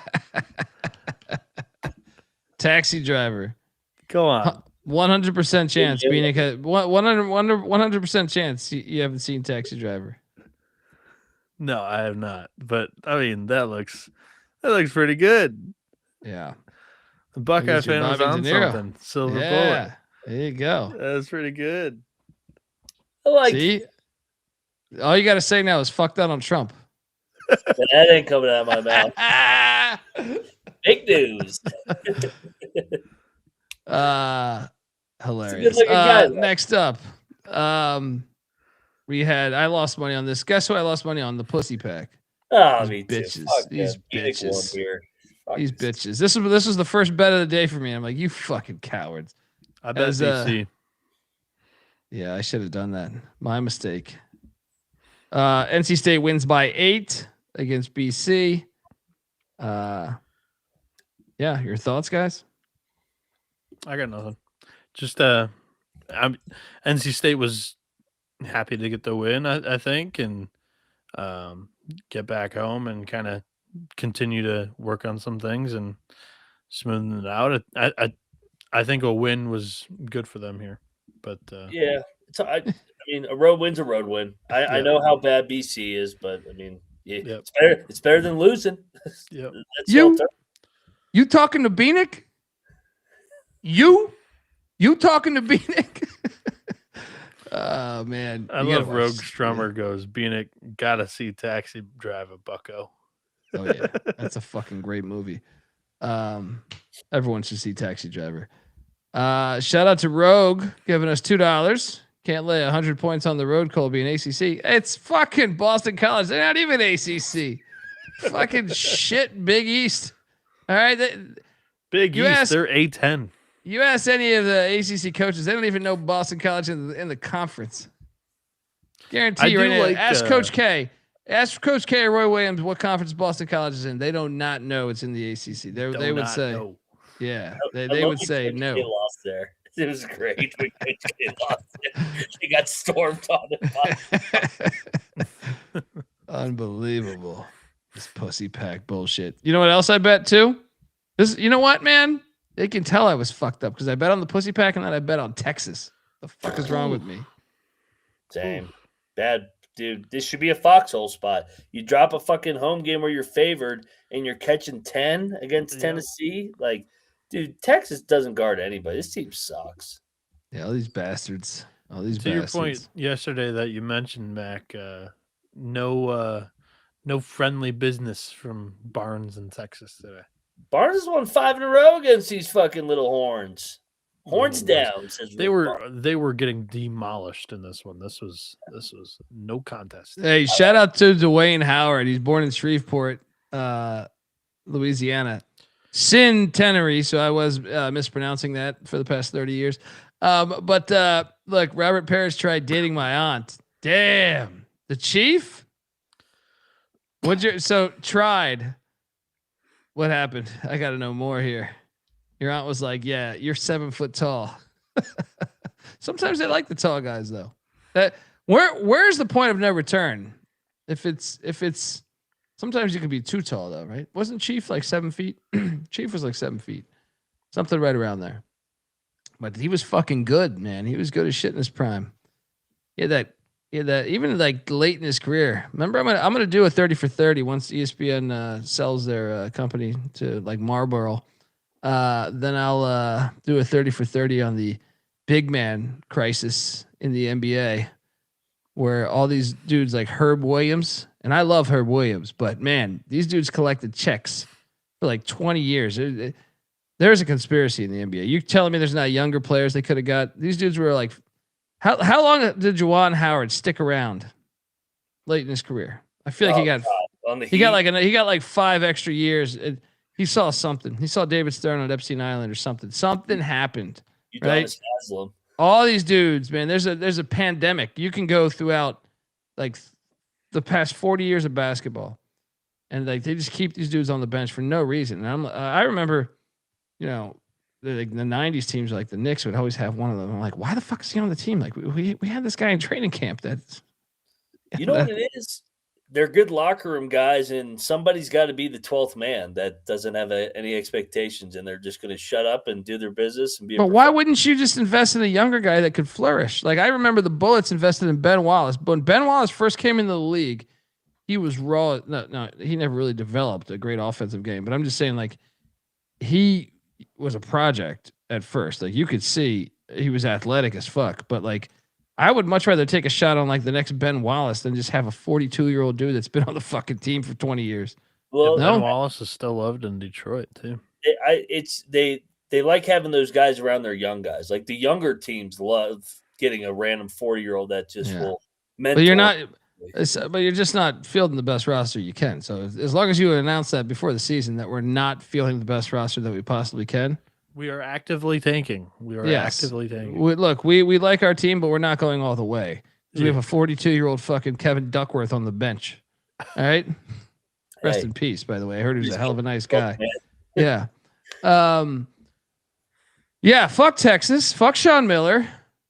That's not an NCAA tournament team. That team's not very good. Yeah. Next up, we had UCLA. Hey, I cashed here. Winner. Finally. This stupid game. Wisconsin minus 3.5 cash. For UCLA, I thought might backdoor this at one point. Anyone go with me here? Bieniek, did you lock Wisconsin? No, but I picked them. Yeah, I was out. Wisconsin was one of my favorite ones. UCLA. I don't like this UCLA team, man. They got too many teams. Especially when they have to travel to the Eastern time zone, Central time zone, whatever the fucking time zone. Yeah. Well, shit, they didn't even have to travel to this game. They were in Iowa on Saturday, so they stayed out there, but no effort. Yeah. I mean, their interior defense just gets picked apart. Xavier Booker's not a Big Ten 5-man. We already knew that with his time at State. And, yeah, I mean, Wisconsin just got so much in the paint. It was a mismatch. And quite frankly, I think that might happen against UCLA more often. Yeah. I also bet this one, and I want to talk about this because look, if I'm going to bet you Kansas, and I even got a better number than 7.5. I think I had 6, flat 6. If I'm going to bet you, at least lose the game if I'm going to lose. All right, you fucking assholes. Dude, Mac. This is unbelievable, dude. This game. Peterson is unbelievable. He just can't stay on the floor. I actually heard I heard some stuff about him. We might want to watch. We might want to watch Kansas down the stretch here. I've heard unbelievable. I've heard that we might have a situation with like Nico at Tennessee. Yeah. No. I think it's like he's already had this hamstring strain or whatever you want to call it, cramps or whatever. And I actually see it from their point of view is like, why are you risking that? Every time this kid touches the floor and actually plays, he is the best kid on the floor, and it's not close. He's the best player. But they're not asking for more money? Yeah, they're going to I'm talking about if he's cleared to pay or if he's cleared to play, he should play. He's getting paid how much money at Kansas? I mean, he's trying to play. I don't see. Dude, you're buying this bullshit hamstring cramp thing? Yes, 1,000%. Oh, this thing is. Did you watch today? He looked like he was problem with the laboring youth here. Yeah, that was his vagina. This guy. It was aching. He's a great talent. Don't get me wrong. He is a great player. He is a great player. He's a great fucking talent, but no, they're not winning anything with him. Now, I don't even know if what I heard is true. I'm just saying I heard from somewhat reliable source that I haven't heard that. I heard it's like if there's anything that's going to happen, he's going to shut it down and he'll be number 1 or number 2 in the NBA draft. Yeah, but do you know anyone affiliated with Kansas University? Because I do. All right. That's what I'm saying. That's what I'm saying. I heard speculation. Now, like I said, I don't know how much to believe it, but I heard that was becoming an issue with coach and locker room. Just for what it's worth. I just heard that. Coaching friends that's that fair, I have but are they're not buying it. I'm just letting you know what I watch on the floor. Like, yeah. Well, we're not arguing that he's not a fucking great talent. I mean, he's a great player. Yeah. When he's limping on the floor, but he's still putting up 25 a game, like he's fucking unreal. If he can just stay healthy, Kansas is good. And also, when he's on the bench, Melvin Council turns into Superman. Shit, he should give his money to Melvin Council. Melvin Council's a fucking beast. He won in the NC State game. He won them today too, dude. Melvin No, Gordon this was is a big this reason this for is the more about Mets win. TCU here, dude. This is more about TCU shitting the bed. Yep. This, I mean, come on, you can't fumble this. Dribbling off your fucking shoe. Come on, TCU. Like TCU covered, and they were probably deserving of covering the entire game. No, deserving of winning the entire game. What are you talking about? Yeah. They had like a 10-point lead with like what, like a minute left. They had a 5-point lead with 10 seconds left. That's what I'm saying. Like they had no business losing this game. Yeah, this is only the 13th team in like the history of college basketball that came back from down 15. I mean, they played with their head up their ass in the final minute, and they probably should have lost. Deserved to lose because of that. They did not. Dude, you're getting fucking crazy, dude. Bro, stop it. And by the way, Bieniek, they got the fog whistle. Oh, for sure. But also, like, and you you can't toss the ball out of bounds. Yes, I mean, no, they shit the bed. Don't get me wrong, but like to say Kansas was the right side, I had money on Kansas. It was not the right side.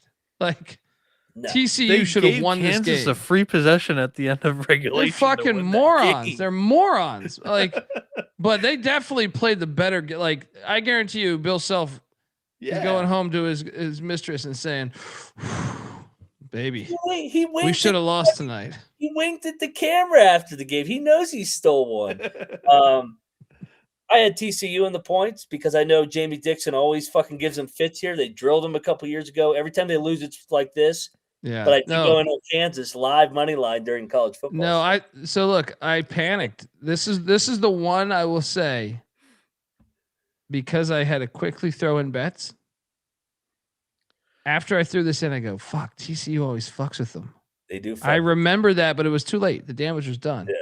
So, Mac, this is perfect for your angle of West Virginia pulling off a. Oh, that's a lock. That's a W. lock. Kansas taking an L on Saturday. Yeah. Next up. Oh, I did cash here though. This game was fantastic too. Texas Tech only loses by 4. Shout out to the Red Raiders for covering the number as Houston prevails. Thoughts on the game, Mac? I thought this was going to be a legendary cover for Houston. It turned into a legendary Texas Tech cover. I mean, like you said, this was a fucking hell of a game. 2 Big 12 contenders. Both teams good defensively.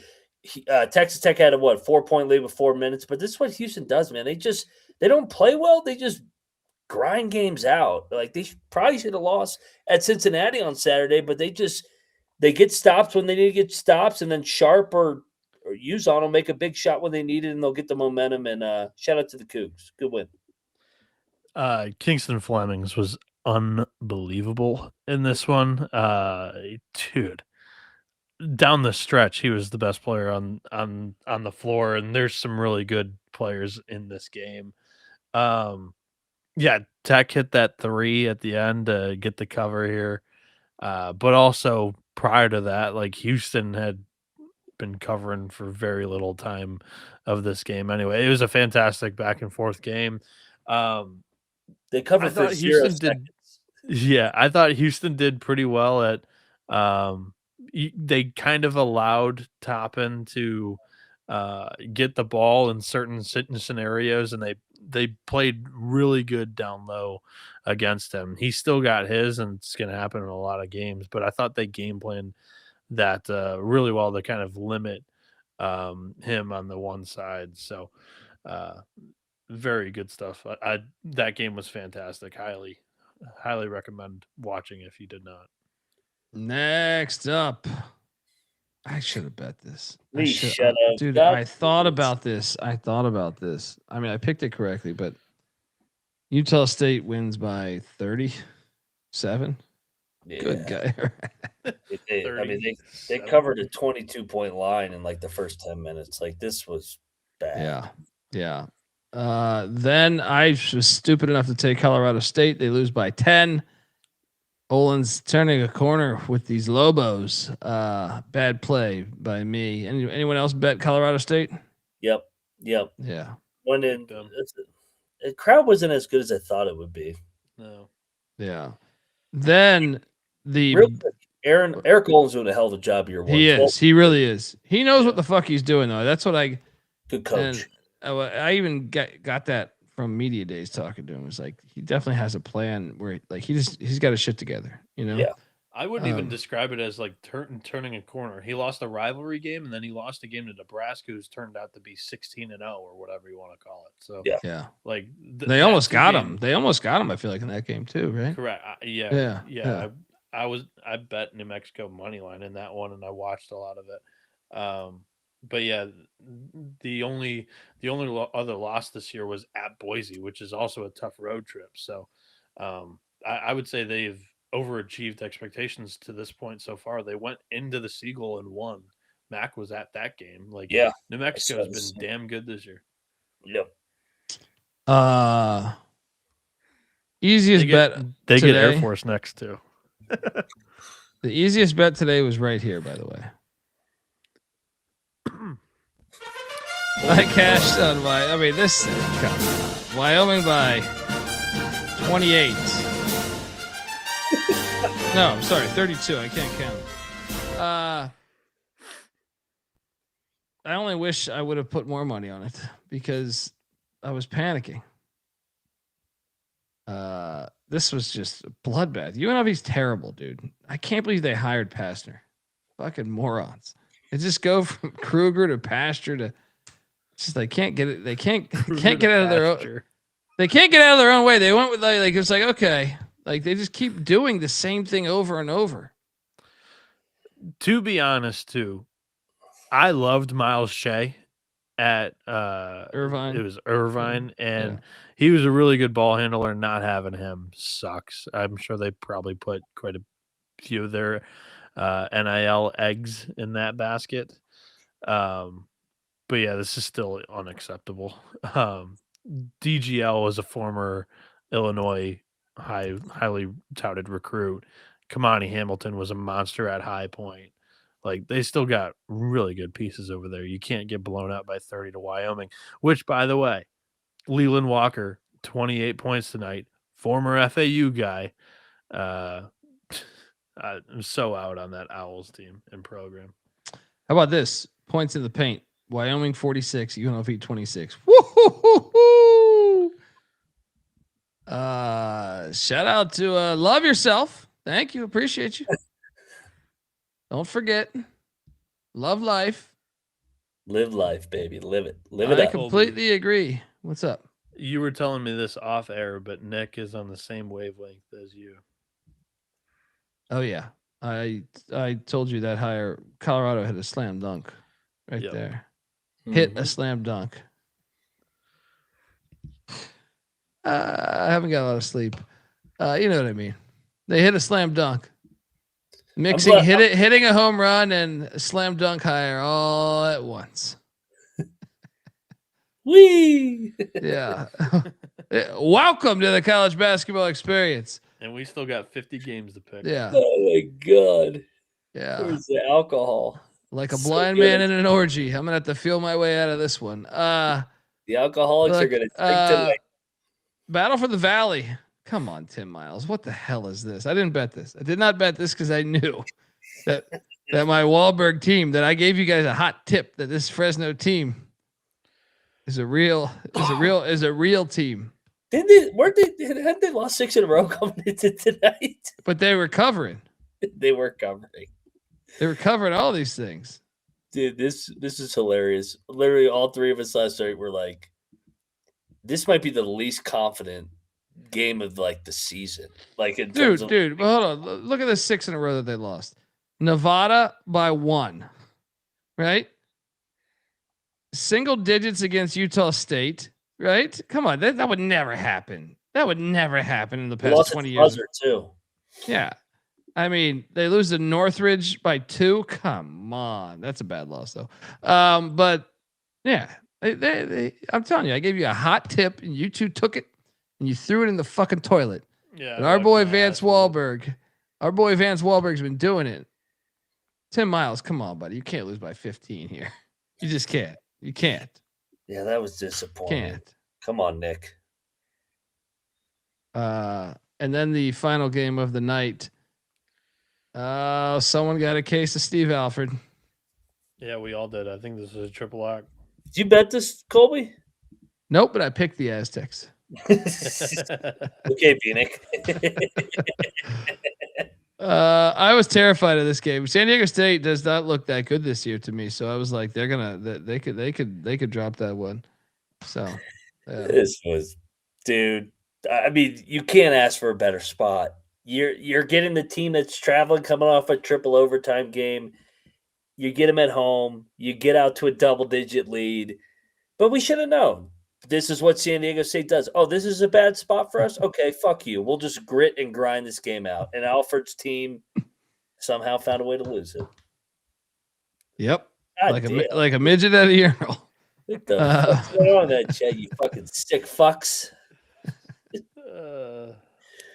All right. Game balls. Here on the game balls here on the college basketball experience. You guys lead the way since you guys held down and actually bet the board. The Redskins are 16-0.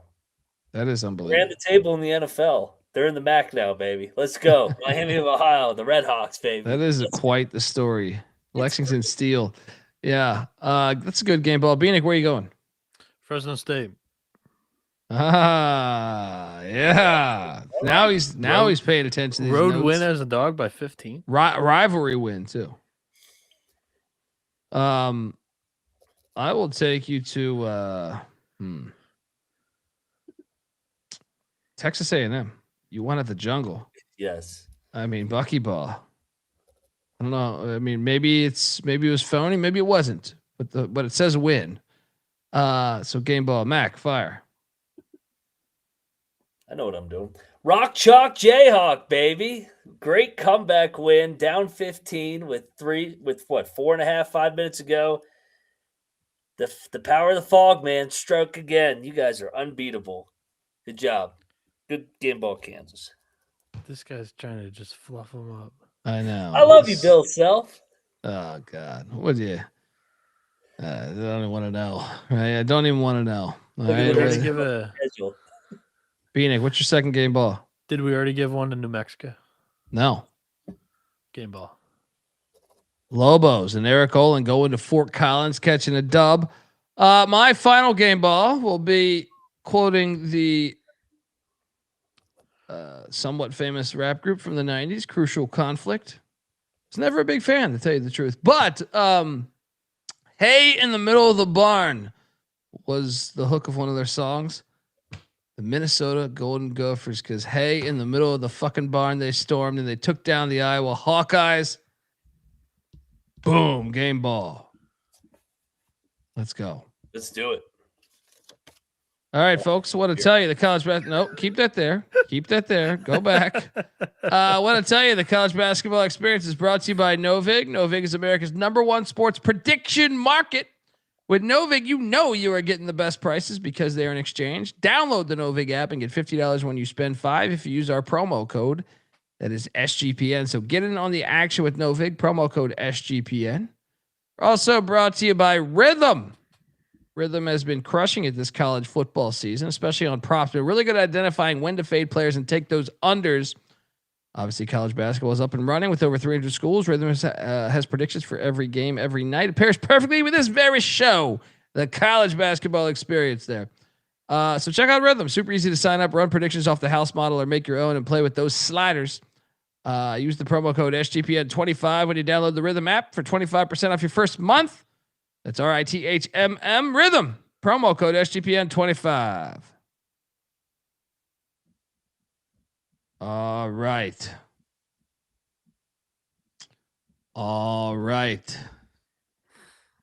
This guy, this fucking Jack fuck, goes on his goddamn. He's going. I guarantee he eats like a sandwich in the middle of it.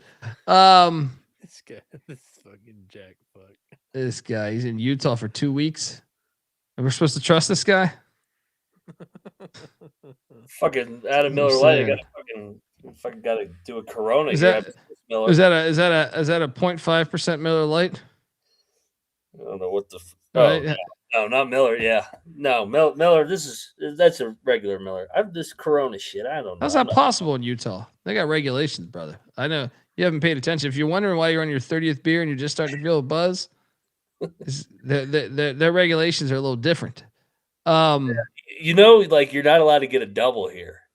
I do know this. It's fucking I spent ridiculous. many of times in I've been to Park City a couple times. Then I at Salt Lake City Airport I was at way too often. I feel like for like 2 or 3 years, every layover was at Salt Lake City Airport.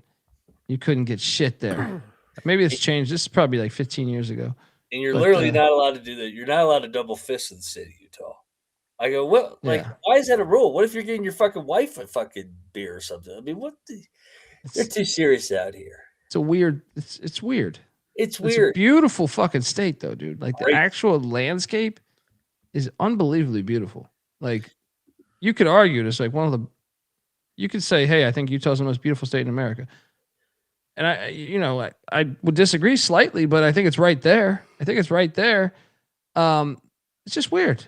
It's just weird. You could have like 17 wives. Yeah. You know what I mean? Like, but you can't have double fist of beer. What the fuck's Have going you on ever- here? Hey, real quick observation. Have you ever met a fat person from the state of Utah? Or seen a fat person in the state of Utah? They're all like, I was looking around. I was like, man, there's no fat people here. You got to go to Because they're not Southern drinking. Utah, buddy. Huh? Southern Utah, I think, is probably one. But you're probably right. They're No, the probably T-Birds are. Big yeah, state. yeah. That's so. I think that the fatter people are down there. If I had to place wagers, I I think about this sometimes. Yeah. I think about this sometimes, dude. But you're right. If you're in Salt Lake City, I haven't seen many fat people. Park City, Salt Lake City, no. Everyone's walking around like goddamn Kyle Whittingham. Yeah. Fucking jacked. Yeah. Just a quick observation. I was like, there's no fucking fat people here. They're all skiing and shit. Yeah, they're fit. You know? They're fit here. It's true. That that Kyle Whittingham guy, he's a great guy. He's fucking fit. Do you see his fucking calves on the fucking Dude, sideline? I read something like he's weightlifted like 25,000 days in a row or some shit. No, Something he crazy. said today on he did he made his rounds with the media. He did like 6 different interviews today, and one of them he said he's over 6,000 days straight. Yeah, that's what I'm saying. I read this. I did the math, and it's about 17 years, and he's been coaching for 20 plus. I can kind of believe it. I don't know. No, I do. Kyle Whittingham's a person I believe. That's why he was always number one in my coach rankings for the Royal Rumble. He's worked out 6,000 straight days. Well, and he played fucking linebacker. Like this is a dude that's just a fucking jack dude. Mike Leach. I would have conversations with Mike Leach, may he rest in peace, about this very subject. Mike Leach actually, I think, might have been the OG that had him at. He didn't have the hypothetical Royal Rumble, but he did think that he was like, dude, if all the coaches ever had to throw down, he's like Whittingham would be the one. So, and I his think buddy right down the road might be number 2. Sataki. Oh, I thought you were talking Leach. I was like, No. Lane Kiffin. I was like, I don't think so, buddy. No. Okay. Sataki, like it's a crime. Yeah, he that played we- fullback, dude. Anyone Bro. that played fullback, come on, yeah. How did we not get that? A wrestling match between fucking Whittingham and Sataki Holy War style all these years. They're good. They're good buddies though. They were on the same staff. Yeah. They could have paid him and been like, hey, give us some entertainment. Yeah. At least arm wrestling or something, right? Yeah. You would think. Tomorrow. That's a great comment. Yeah. Did Mac check out Carmelo and Toyo? Yeah. Whoa. What happened here? You're a big Karl Malone fan, aren't you? Furman, Chattanooga. Good old Carl. Yeah, Furman's laying 2.5. Wait a second here. You got 10-5 Furman at 6-9 Chattanooga. The line is 1.5 or 2. I'm seeing 2.5 right now though. Yeah, I'll take Chattanooga. This isn't standalone, is it? Yeah, it is. No. What? No. Yeah, it's in its own window. 5. No, The it's rest not. start at 6. Yeah, 5, and there's games at 6. I count this standalone. This is close enough. It's going to be the only game on for an hour. I'll be at the airport. Me too. I'll be driving to an airport. Hey, Colby, Furman ended their season last year. No, Chattanooga's the play. It is the play. All right, let's bet it. Let's bet it. I didn't bet a bunch of games today. Let's bet it. Mox. Shout out to Jerry Davis. The great Jerry Davis is with us here on the Mox. Next up. I'll take Nougat too. Let's go. Sorry. Dan Earl and Company, home dog, short home puppy. Sorry, I heard you talking, but I guess yours was all about traveling. But I thought you capped it in the middle of that traveling spiel. Greensboro, Wofford. When did I talk about traveling? You said, because I said I'll be at the airport for this. And you said I'm driving to one too. Yeah, that's traveling. Isn't driving traveling? Yeah, I didn't. I said like 3 words. I know. And I thought somewhere in there you capped the game. I was wrong. All right. Yeah. Wait, what do you want to fire me like the guy who said Chinaman tonight? Yeah. Right? Or whatever night. I'm just kidding. UNC Greensboro, Wofford. Wofford laying 5.5. Give me Greensboro. They can stay within this. No bet. Mac? I'll take another SoCon dog here, man. I like what I've seen from this Greensboro team the last couple weeks. I think that they found something. It's a younger group, but I think that they've gotten better and better. Give me Greensboro. Lock it up. I think it's a 1-possession game. Money line, Mac. Lock it up, UNC Greensboro.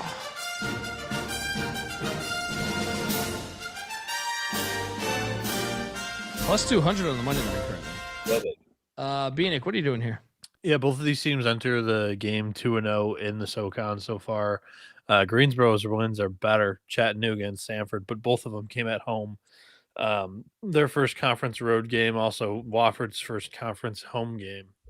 For me, I'll go Terriers in this one. Going 2-0 on the road to begin conference play, coming home with a little bit of momentum. I'll go Wofford. You guys want to get rich? How does plus 135 sound? Fucking Holy Cross is taking on Lehigh, the Engineers. Lehigh's laying 3.5. Wrong team favored. Give me the Crusaders on the money line. Plus 135. See you at Victory Lane. McIntosh?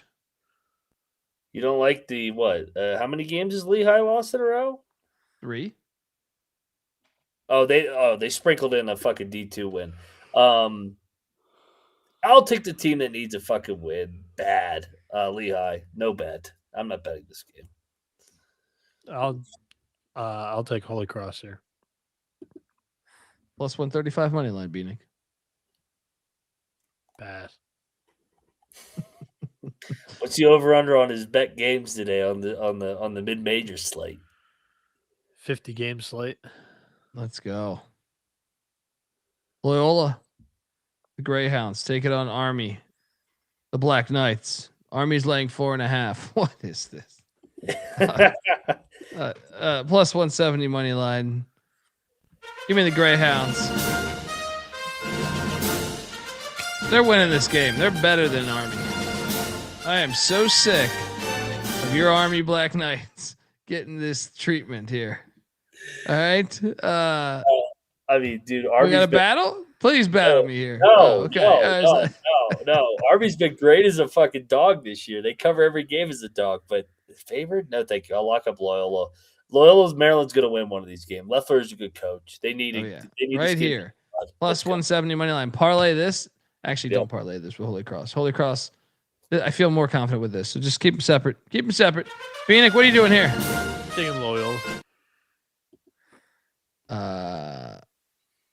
Lock? No. Okay. Nope, not yet. Next up, Charleston Southern Winthrop, a little South Carolina rivalry game.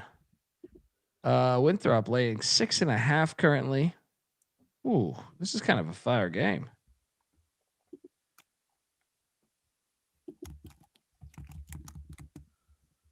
I'll lay it with Winthrop. Mac? Both teams have something in common. They both fell down to Gardner Webb by like. Did you see the Gardner Webb Winthrop game the other day? No, I don't watch Gardner Webb was up. Gardner Webb was up 25 in the first half and lost by 15. How's that even possible? I have a rule right now. Gardner Webb is. I mean, I won't say I won't ever watch them, but they're very far down. It has to be like a Monday night. And Charleston Southern the game before was down 12 to fucking Gardner Webb and then won by 20. It makes no sense. No, those are the games that should be investigated. I'm telling you. Yes. So I guarantee there's an angle there somewhere. Who are you taking? I'll take Winthrop, man. I think that they're the better team. I'll lay it. No bet. Bieniek? I'm locking up Charleston Southern. I like the matchup here for the Bucks. They, with Bryson Blaine, take the third most 3-pointers in the country. Sorry, 10th most 3-pointers in the country. Winthrop's 3-point defense is 310th in the nation. So I'll go in on the Bucks here. Cocktail Napkins got it 3.5. So Bieniek locking up Charleston Southern and Bryson Chocolate Stained Blaine's.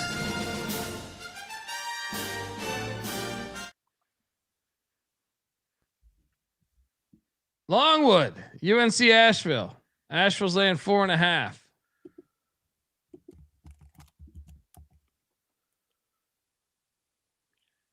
What is this? God. Why are they laying fucking 4.5? Winless team laying 4.5. Losers of 3 in a row here. We got to bet Asheville.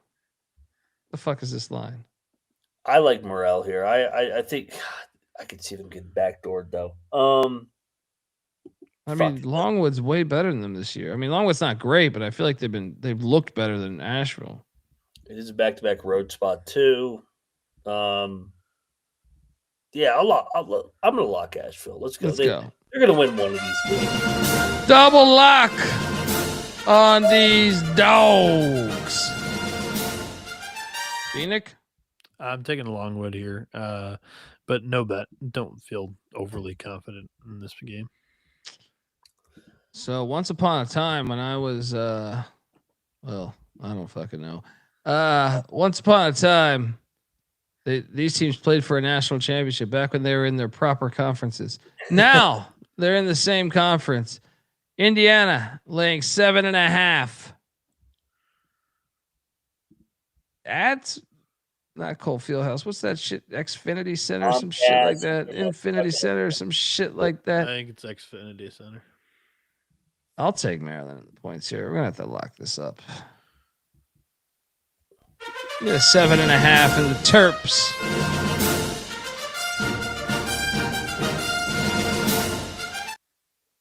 McIntosh. Yeah, let's make it a double lock. They just dropped a home game. I traditionally love Buzz as a dog. Yeah, Indiana has struggled when they hit the road so far this year. So yeah, Terps lock.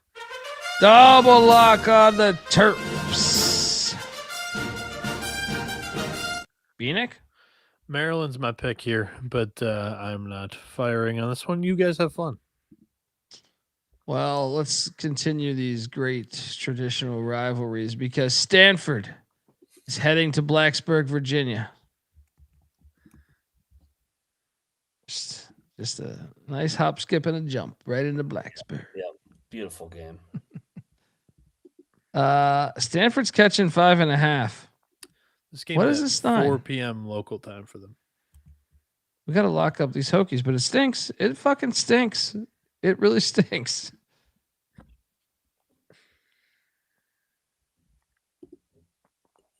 I'm staying away, but give me the Hokies. Dude, I think it's a grinder of a game. The line tells you that Stanford's going to cover, right? Yes, and I'm going to bet Stanford. I know it's crazy coming east, but I like Kyle Smith as a dog. And I just think Mike Young. The only problem is Stanford just stormed. They didn't storm the court against Louisville. They didn't storm. They beat him. They beat him. They didn't storm. Or maybe that was their. Maybe they tried to storm. I don't know. I think that these two teams are even. I think 5.5. Stanford. I'll lock it. There's going to be nobody at this game. No students yet.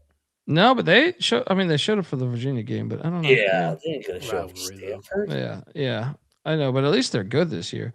are. I'm staying away. This thing reeks. I'll take the Hokies -5.5. No bet. Bieniek? I'm on Virginia Tech too, but yeah, I'll pass. I'm locking Stanford, by the way. Moneyline Mac, locking up the tree huggers. Look it, baby. Look at that son of a gun. Next up, Oklahoma heading to Stark Vegas, where the Sooners are laying 1.5. Hilarious. I'll lock up Mississippi State.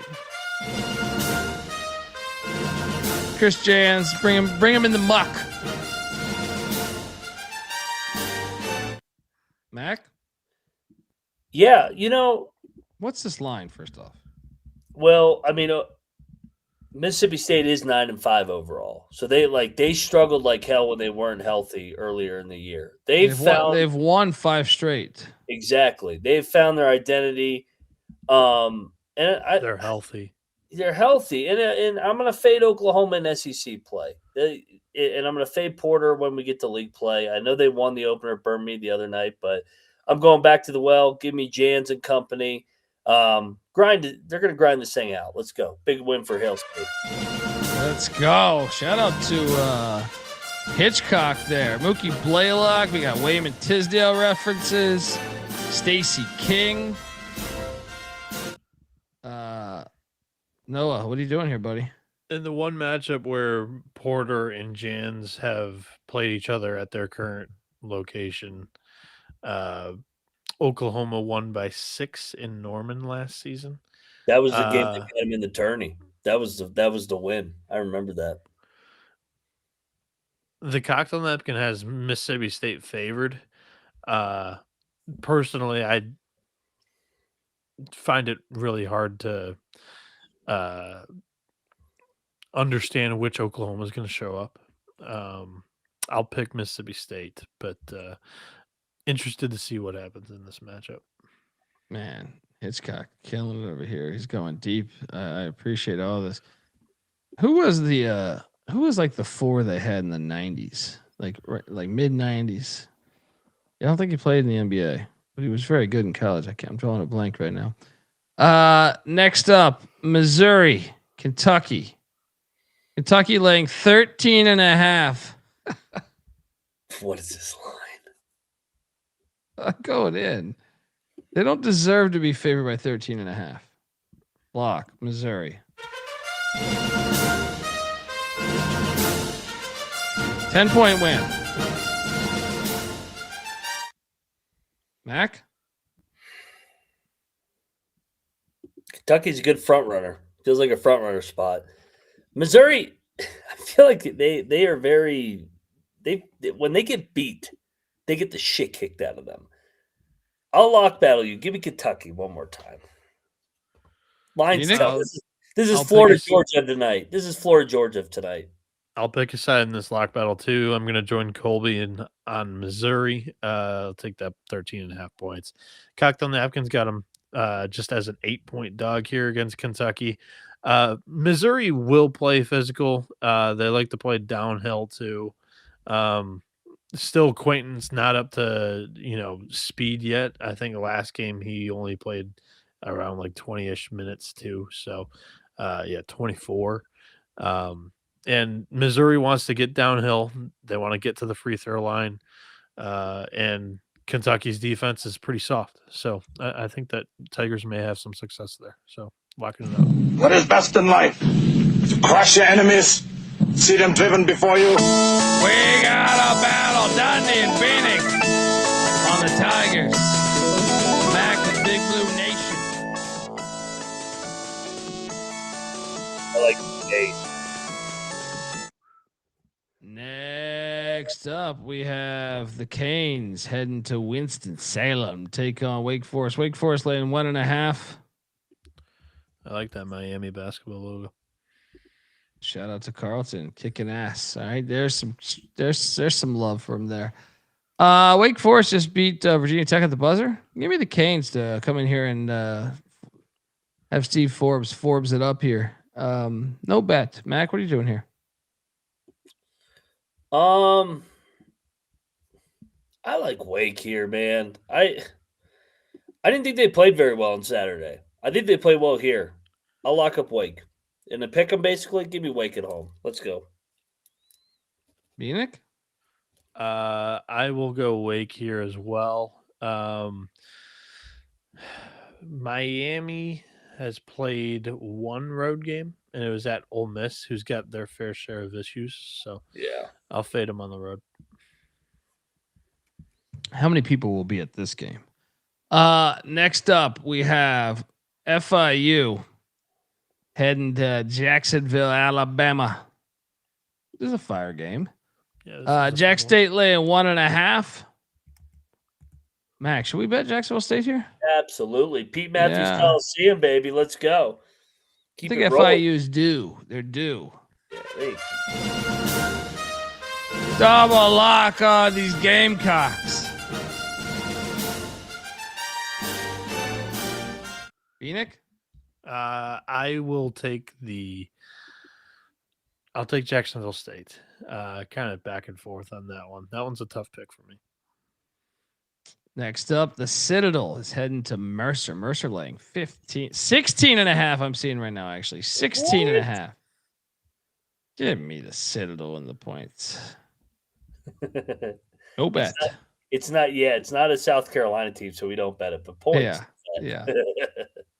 Bieniek? The Cocktail Napkins got Mercer laying 21.5. I think that's a little crazy. I'm not going to bet it, but I'll take the Bears. JMU is laying 2.5 at home against Marshall. I'm going to lay the 2.5 with JMU. Interesting game, though. Mac? JMU's off a fucking huge win on Saturday at Marshall. At Arkansas State. They're playing Marshall. Fucking idiot. Yeah, I'll lay with JMU. Should we bet JMU, man? They're good. Like Marshall fade on the road. I think JMU's turned a corner too. I actually was impressed with that Arkansas. I know they didn't cover. Yeah. But I thought they played Arkansas really well. I could be tough. I mean, the only thing is, does it reek a little bit to you? No, I mean Marshall is 10-5 overall, 2-1 in league play. I think they're 1-3 against the spread on the road. To your original point, I'll go with the Dukes. Lock up the Dukes. I'll join you, but student's gonna be here. It's Fridge. I'll go there. I think it's the right side. I don't know. A lot of schools have moved to the second week in January as the first week of second semester. So it's hard because it used to be the first weekend, but that's been a recent change for many.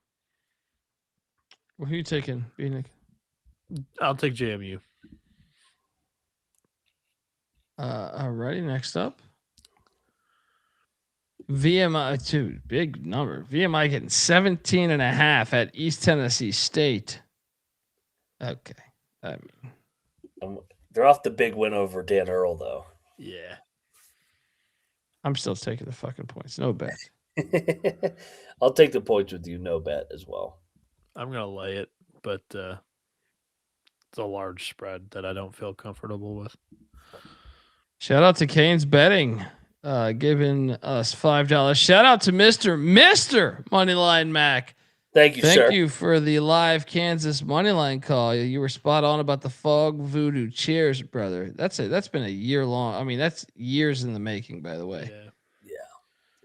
You see that plus sign with Kansas at home in that building? Just take it. You're gonna hit it a lot of the times because you're playing 8 on 5. In game too is perfect. 8 on 5. 8 on 5. Next is that by the way, Canes Betting, is that a Canes baseball shirt? Let me know. Do we have a line on this? I didn't see a line on this earlier. High Point taking on Gardner Webb. Oh, yes. Is Gardner Webb on the take? Dude, there's no line on that or Radford. Mm. All right, so hey, dude, this team is going to be investigated in the offseason. You don't go up 25 and then lose by 15. Yeah, That's almost yeah. impossible. That's what I'm saying, dude. When you mentioned that earlier, I said that shit. We talked about this a lot last year. Like, you can do a lot of shit on this. Like obviously we nailed those ones, but I think it probably happens even more than we realize. There's a reason why the number's probably not out. That's probably why. Because like I get that they suck and they're 2-15, but how are they capable of going up 25 on Winthrop? Yeah. That's It was crazy. good. Yeah. It's just and the Presbyterian Radford also. Radford's weird. Radford could be on the take there. Yeah. So we don't have lines. Both Let's of check them the young picks page. new coaches. Yeah. By the way. Yeah. Both teams. Yep. I'll be coaching Radford next year. That's what I'm saying. I have a theory. Congrats on the new job, Mac. Thank you. Appreciate it. See you guys down there. You could fund a war. You could fund a war on a Bet Chris, which is one of the sharper international offshore books, has a number on Presbyterian Radford. High Point, Gardner Webb, they also have a number there too. High Point's laying 27.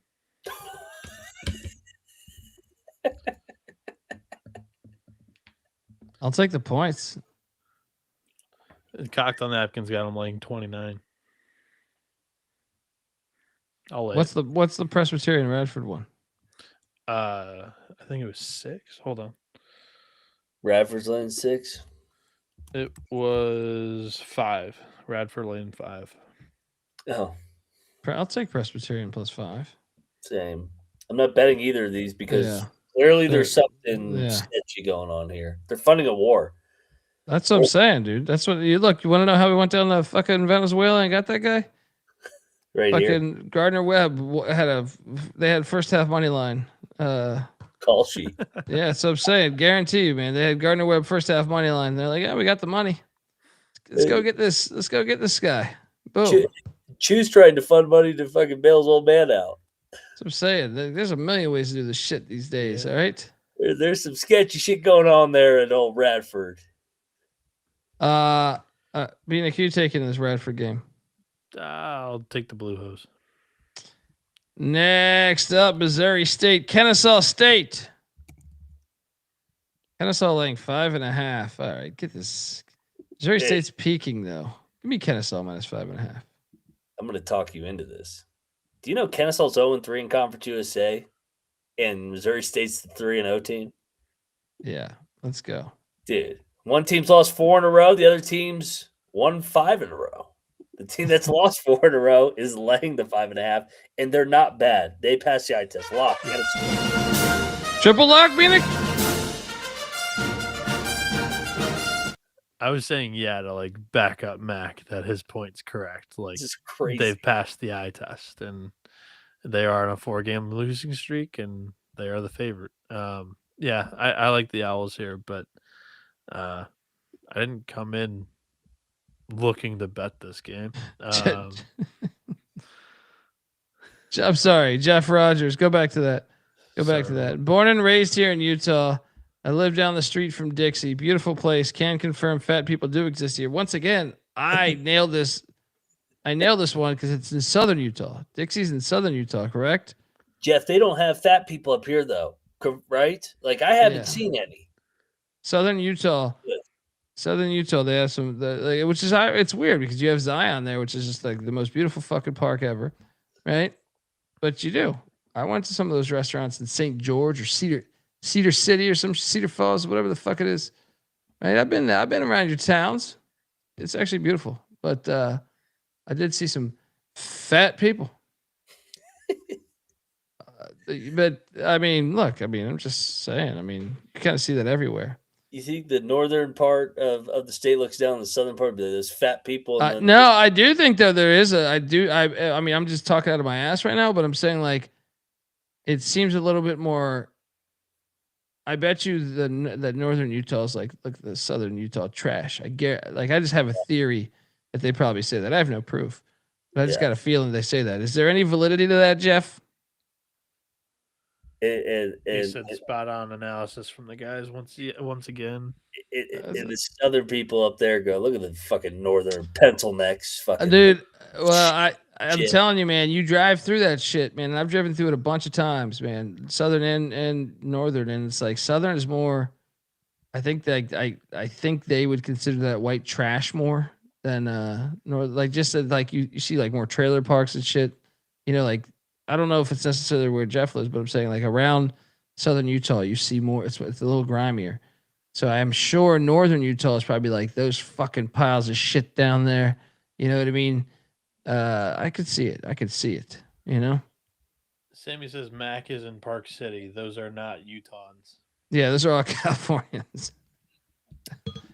There is a lot of validity to that. Oh yeah. I mean, Robert Redford started that fucking thing, didn't he? He basically started.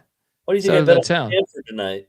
Stanford crowd at the bar tonight. And you went for a vegan dish too at the for dinner, right? No, there's some great restaurants in Park City though, man. I went to an Italian restaurant in Park City that was cost me a grip, but god damn was that shit good. Yeah, Park City though, yeah, it's true. Probably. What's the ratio of people from Utah and Park City? I would wonder. Because even your family, it's not from. People just move there for the skiing. It's all it's like a world city. I feel like. My old man spends 4 months out of the year here. Yeah, and he's probably more on the aggressive side from the out of towners. Yeah.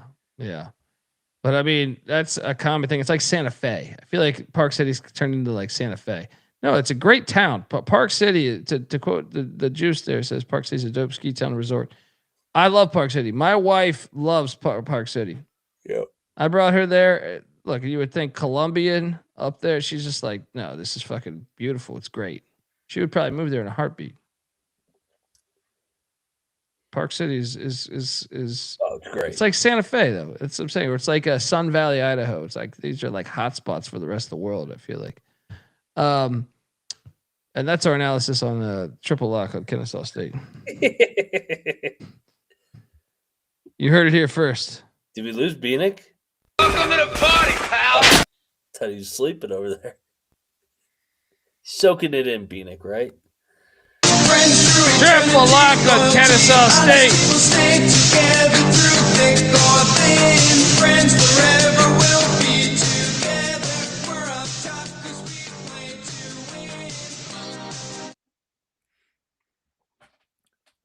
All right, next up, Western Carolina, Samford. How about Western hitting for us on Saturday money line? By the way, big time. That was great. That was a great call. I wasn't on that show to talk shit, so I held on to that shit talk.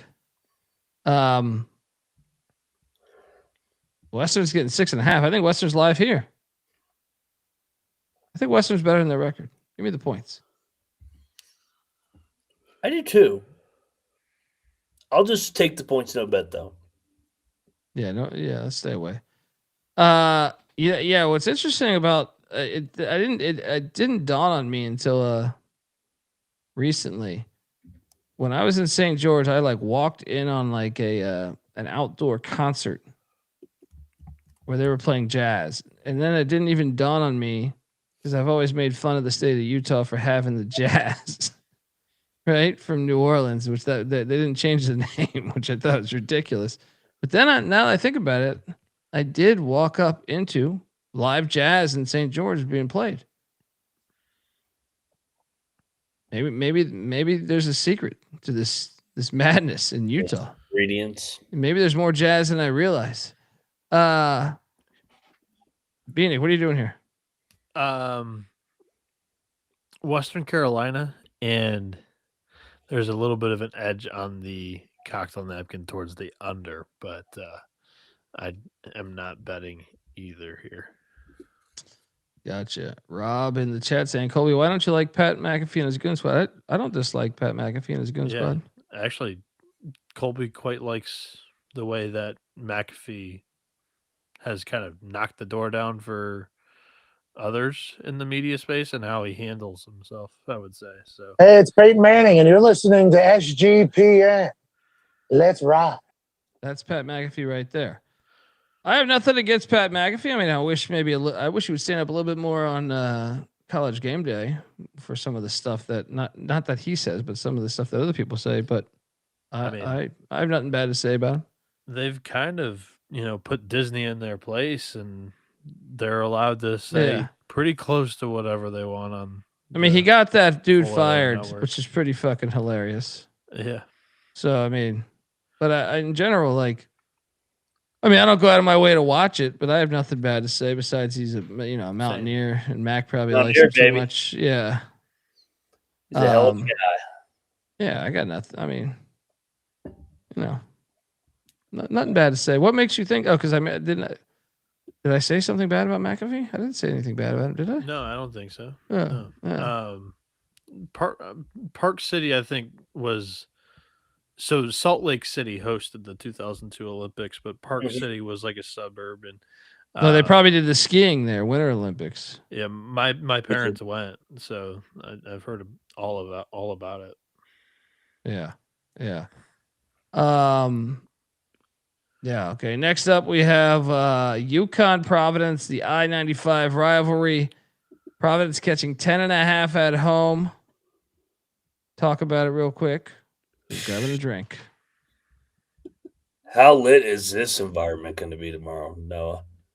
Off the fucking St. John's win, getting Dan Hurley coming back to the state of Rhode Island.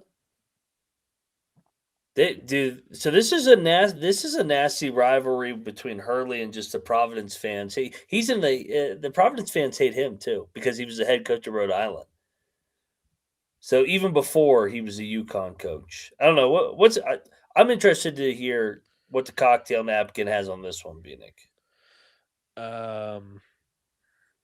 UConn by 10.5, which is right on the number. The total is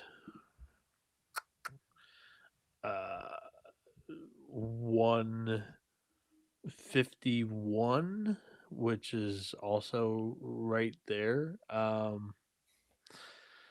I would say if this place is going to be lit, which I think it will be, I would go to the Friars side here, carrying a little bit of momentum in after taking down St. John's in the Garden. I kind of like Providence here. I'll answer that. I'll quit this show tomorrow if that place is not lit. That place is going to be on fucking fire. We can say whatever we want about the Providence fans. Those motherfuckers do care about their Friars. They're fucking crazy. As for the side, I mean, I think UConn's going to blow them out. I think it's going to be lit, but I think UConn battle tested already on the road this year. Hurley, I think, is going to have these guys ready to go after Providence beat St. John's. UConn's the play, right? I think it's a statement win at the dunk. This place is going to be on fire, though. I mean, this place. Yeah. I'm going to stay away from the bet, but I'll take UConn. You know what, man? I'll hop in with you, Hurley. Fuck Providence. Let's go. Let's go, Hurley. You know I hate Providence when I'm betting Dan Hurley on the road laying double digits. Let's go. I'm picking Providence there. Lock, Bieniek? No. Moneyline Mac locking up the Huskies.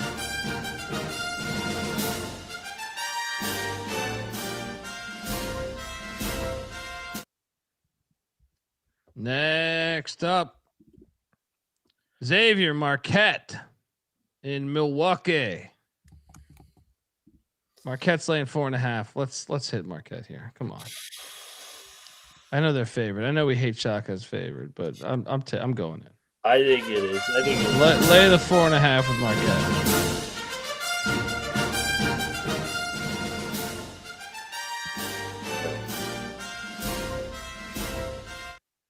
Yeah, I think that they pull away from Patino's group. This is finally a game where I feel like they have the better roster.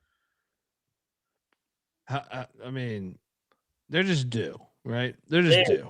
Yeah, and I don't like the Xavier team either. They're still trying to figure things out as well. I know we don't like the laying points with Shaka, but there's exceptions for the rule, right? Oh, Clark's locking up Xavier. 5 in a row. Come on, let's go. Yeah. They're gonna win one of these. Bieniek? I'm picking Xavier. Lock? Nope.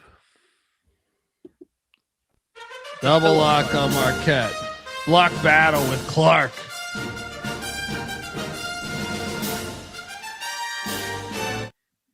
Hey, Clark, you know what I need to get is the Christmas Vacation Randy Quaid sound drop where he goes, "You serious, Clark?" For every time he locks up a game, you guys got to remind me of that. I want that on there. You guys. So do you guys really want to get rich though? Don't tell me it's you. Yeah. Hell yeah. Oh yeah. Plus 340 on the fucking money line, dude. We've done it before in this building. We can do this. We can fucking do this. We can do this. This is a smash play right here. And may the Schwartz be with you. What a world, what a world. We believe in the virus, in the spirit of ECU. No one's gonna be at this game, right? Mm-hmm. ECU's gonna walk up in there with their 336th pace in the country. Slow this game down with these little bitch ass owls. And we're going to get that dub. We're the better rebounding team. Got them by 60 spots in rebounding. Much better offensively on the glass. Top 150 team in the nation on offensive rebounding. You know, that's what we do.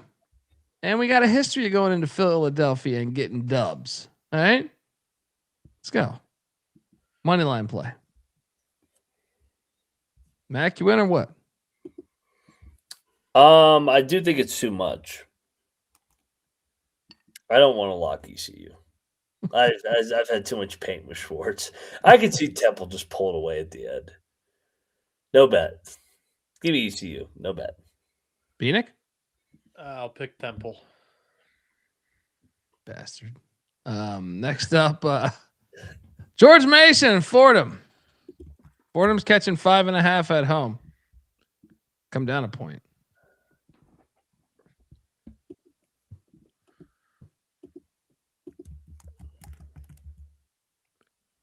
What are you talking about?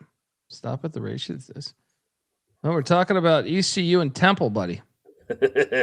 Is he an hour behind on the show? Am I being what are we being racist about against owls or pirates? I don't think we are. This line kind of stinks. Stop with the racist shit. You should be directing that towards the announcer for Seattle, buddy. We're just quoting what happened here. George Mason is I'm taking Fordham. George Mason's a weird team right now. Look who Mason's got on deck on Saturday. I know who it is because it's VCU. Yes. I'll lock up Fordham. I circle those games. I don't need to look. Yeah, give me Fordham at home. Let's go. Take the Rams too. One possession. Triple. Yeah. Money line's live.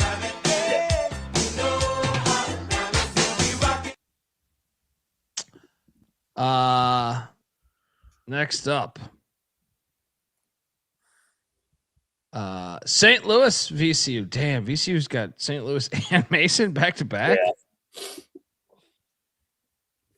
They're still beating St. Louis right now. Get this Salt Frazier, fucking puffy. What's the state puff marshmallow man bullshit out of here? All right, with his goddamn behind the back passes. VCU's winning this thing. No look ahead here. Rams laying 1.5. By the way, double lock that Ram at shit.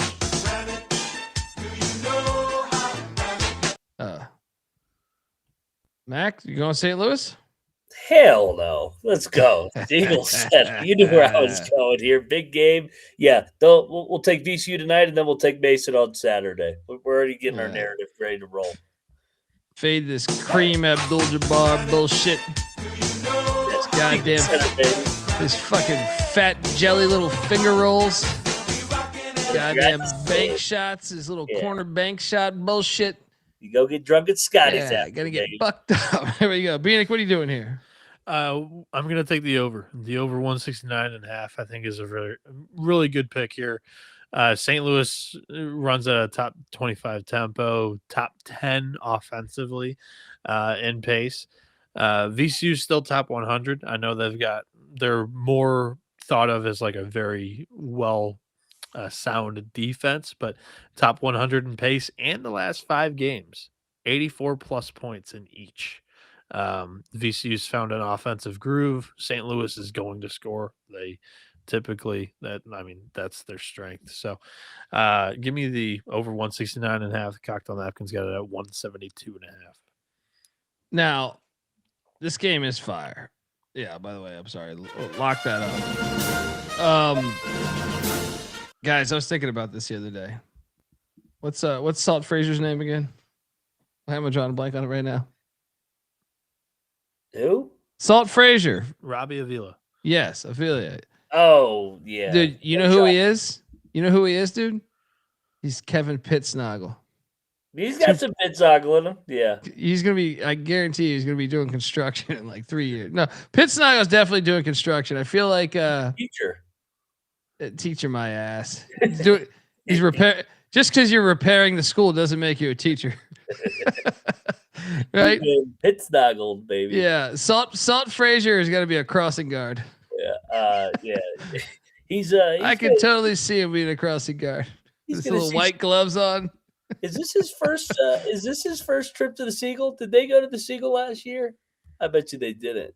Dude, I feel like his game, and he's got he's like a classic college basketball player. They went to the Seagull Center last year. They lost by 14. Yeah, it's gonna be around the same. They're not ready for that shit, man. VCU's got athletes. I'm telling you, they split last year's series. State Puff Marshmallow guy is not gonna have that foot speed, man. Jesus Christ. They ain't ready for the athletes. He's great for college basketball, man. You know, what was this other name? It was Salt Frazier, Kareem Abdul-Jabbar. There was another one. There was another name that they had. God damn it. It's great. Milk Chamberlain was one. Milk Chamberlain was one. Yeah, that was a fire one. Yeah, let's go. VCU. That game is awesome though. Looking forward to it. Next up, LaSalle, Rhode Island. I am not looking forward to this one. Rhode Island is laying 10.5. Is this the shipment? 10.5. Come on, LaSalle. I'm going in. I'm locking my guy D Nice here. This is going to be a tight game. I always fade Archie as a favorite every time. They've been ass lately, dude. What were we watching? Like, I feel like me and Bieniek were doing the show. Who'd they lose to outright? It was some Loyola. That's what started Loyola's hot streak, though. Steph Blurry. That's what I was thinking of. Steph Blurry. Steph Blurry's good. There was like 10 of these names. It was so great. Yeah. So great. Salt Frazier. Larry Nerd. That's it. Larry Nerd. That was the one. That's the one I was thinking of. Larry Nerd. God, the internet's great. I'll take LaSalle on the points too. I think it's too big too. I'll lock it up with you, man. Yeah, let's go. Double lock on the Explorers. Bieniek, you in? I'm not joining the triple lock or anything, but I'll take LaSalle. Yeah, I fucking read that, Clark. I read that too. Adrian Dantley, the Matha. My dad has Adrian Dantley stories, man.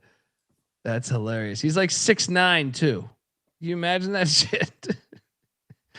I did read that story, man. That's a trip. He likes the benefit package and then goes to his $1 million house. Dude, Adrian Dantley averaged like 30 points a game. That's a fucking just a beast. Yes. I want to look at these stats real quick. This motherfucker for like 10 years averaged like 20 plus. Look at this. Year 2 in the league. He comes in the league. Year 2, he averages 26.5. right? In 79-80 for the Utah Jazz, 28 points. Then follows it the next year with 30.7, then 30.3, then 30.7, then 30.6. This dude was so nasty. He had like 10 years of this shit. Unbelievable. And he's a crossing guard now. What the hell is going on? No, Clark, the one I'll raise you one higher. I know, I don't know if you know baseball, but Andre Dawson, the Chicago Cub great, who was like, he was a beast back in the 80s. Also played for the Montreal Expos. He might have played for the White Sox late in his career. Memory serves me correct. But Expos and Cubs, Andre Dawson is a fucking mortician in fucking Florida. You know how crazy that is? To be a great baseball player for like 20 years, and now you're inspecting dead fucking bodies. Man of many talents. Unbelievable. What is that? Anyway, we double locked LaSalle. Richmond and St. Boniface. Man, it's a great slate we have. Great. Richmond's getting 6.5.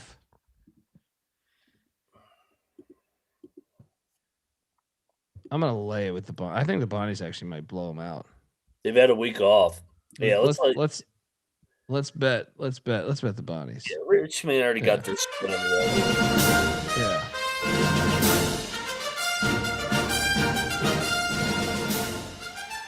Yeah, dude. Andre Dawson.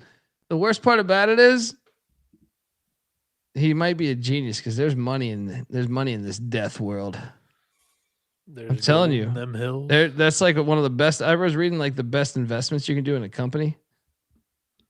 Well, dying's expensive. You got to buy a bunch of shit, and bombing fluid, and you got all that other shit you got to do. You know what I mean? There's a good hustle in death. Yeah. Anyway, Bieniek, what are you doing here, buddy? I'll take the Bonnies here. No lock? It's a good spot for the Bonnies, man. Like you said, they've had a week off. They should have fucking beat VCU at the Siegel Center the other day, or they were right there. Yeah, they're gonna get him here. They're gonna like destroy it. Double digits. Next up, Duquesne, St. Joe's. Duquesne's like 2.5 on the road. Nope, not so fast. The St. Joe's, the Hawks are gonna get them. They're gonna fly. Mac, I am not betting this. I was just about to say I'll take the home dog, but I am not betting it. No, thank you. I agree. Next up, we have Bucknell and Navy, like the people want. Anyone got a number on this? No number. No number in any of the Patriot games. What the hell's going on? You telling me Navy's on the take now? Oh, I got an overseas number. 7.5. Navy. I'll take Bucknell plus 7.5. Come on. I mean, damn. We're getting ridiculous here with these Navy lines. I'll lay it with the shipman. Midshipman. Next up, American and Colgate. Oh boy. Pocket, whatever it is. What's it going to be? 6.5, Bieniek? This is actually like, I think this is going to be the championship game. 5.5. Oh, lock. Yeah, still do it. Still got to do it. Stick to the system. Lay it. Just triple lock. Yeah. You gotta love it. They've been playing with fire though. They've covered for us, but it's been like by like a point lately. Vermont's been a little bit easier so far. Early. Yeah, but it's still getting home with Colgate. Triple lock.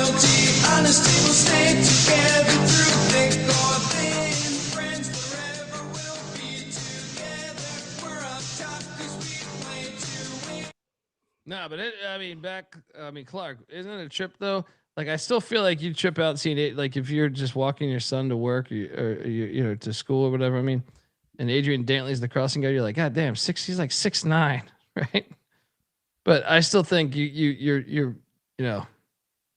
someone dies in your family and you go to the funeral parlor and Andre Dawson's sitting there. You're like, what the fuck? Andre Dawson, the Giant? What are we doing here? I think that one takes the cake though. Yeah, triple lock on Colgate. Next up, Boston, BU, Lafayette. What's this one, Bieniek? What are we gonna get? Lafayette -1.5 or pick? Of course, I Boston know. -1. Be Boston. Yeah, I'll lay with Boston too. I'm losing. Bieniek? I'll go BU as well. Of course, I know Mookie Wilson. He's a truck to John Taylor, the former 49ers wideout too, is also a truck driver. He's a beast wideout too. I didn't know Mookie Wilson was though, so I appreciate that one, Josh, and hope you're doing good, brother. Next up, Belmont, Northern Iowa. Ooh, buddy. I'm gonna lock. I got a lock here. Belmont just lost at the buzzer. They're gonna lose again. I will lay the 1.5 with Northern Iowa. I like going against these bastards not letting me in there with your fucking fake ass roaring bear. All right, I've been to your campus. Northern Iowa's a smash play. Mac. Yeah, I like Northern Iowa here. Always love them at home, and Belmont, like you said, they don't make shots at the same clip that they do on the road versus at home. So yeah, I think Belmont drops another game here. Probably back Belmont in the second leg of this road trip. Yeah. Lock Northern Iowa. Yeah, let's go. Double lock Northern Iowa. Bieniek triple? No, but I'll take the Panthers here too. Yeah, I used to love John Taylor too. I'm not gonna lie. Jerry Rice and John Taylor. I was a kid, and dude, I read the Jerry Rice like biography, and like I was just hooked on Jerry Rice, John Taylor. It was like they were back in the day. We were playing fantasy football. John Taylor was like a value play because everyone would go for Jerry Rice. John Taylor would tear shit up too, man. I love both those wideouts, man. Next up, IPFW, Youngstown State. Youngstown's laying 5.5. You surprised by this number a little bit? Why is this game at 7:17 p.m.? That is weird. Why? Area code. That's what I'm saying, man. There's got to be something up with this shit, dude. Is the Youngstown area code 717? I don't think it is. It's just a weird time to start this game. Very. This is like some like you watch some like old school spy novel shit, you know, like some spy movie, and you're like going through the newspaper and you're circling random shit. They're you know what I mean? It's 717 night. So I'm saying they put this there for a reason. Why the fuck does it say 717? That's there. It's the date. First off, first month, 7th day. What? It's not the date. Like what are you talking about? 1/7. But why? There's a 7 in front of the 1 and 7. 7 o'clock. I don't know. That's what I'm saying. This is some shit they're talking to China. They're talking to China. Right? They're talking to China. Once again, this is the Chinamen play. All right, this is they're doing something subtle. This is a rigged game. You know, Youngstown should be the lock. They're doing something. The 7-17 shit. They're telling this is a rigged game. 6-7? Yeah. 6-7? This is a rigged game right here. The 717 area code is Southern Pennsylvania. So 717 night, Youngstown State promotions. Free upper reserved or general admission tickets, courtesy of 717. Lower reserved tickets are $17. Rally towel giveaway. Real estate welcome back students night giveaway. Youngstown State t-shirt giveaway. First 100 students will receive free pizza, and one lucky student will have a chance to make a half-court shot for $717 in cash. So something's up with this. Well. Look, 717 often appears as an angel's number, right? Signifying spiritual growth, Bieniek. So it's about being on the right path towards your life's purpose. Blending the wisdom of 7 with new beginnings from 1, suggesting divine guidance and the need for inner work beyond spirituality. 717 is also the area code for South Central Pennsylvania. I still like my theory though of it being some type of number game for it's probably like the code to the nukes. But I'm gonna lay the 5.5 with Youngstown. Line doesn't make sense for me. Lay it, lock it. Youngstown's lost 3 in a row. This is a rigged game. Yep, this weird time. 7-17, rigged fucking game. Youngstown wins by 17.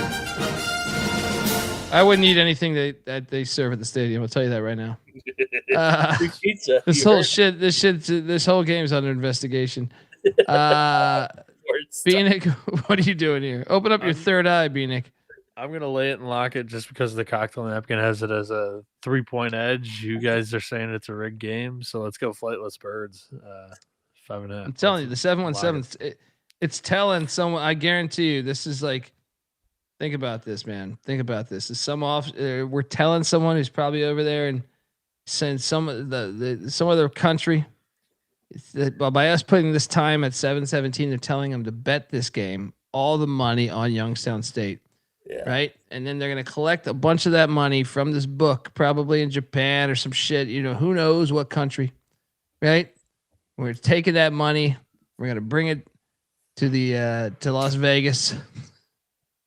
Right. Help the American economy. Yeah, open it up. Why the fuck is it 7-17? Why? When we were winning conference titles and going to the Final Four, we were making a statement. I didn't mean to play that. Was loud. I know. He's even hot. Triple lock on the 7-17 bullshit. We're on to you, government. All right. Yep. All right. I'm not. And by the way, I'm not answering my door tomorrow. Here we go. Triple lock, Youngstown State.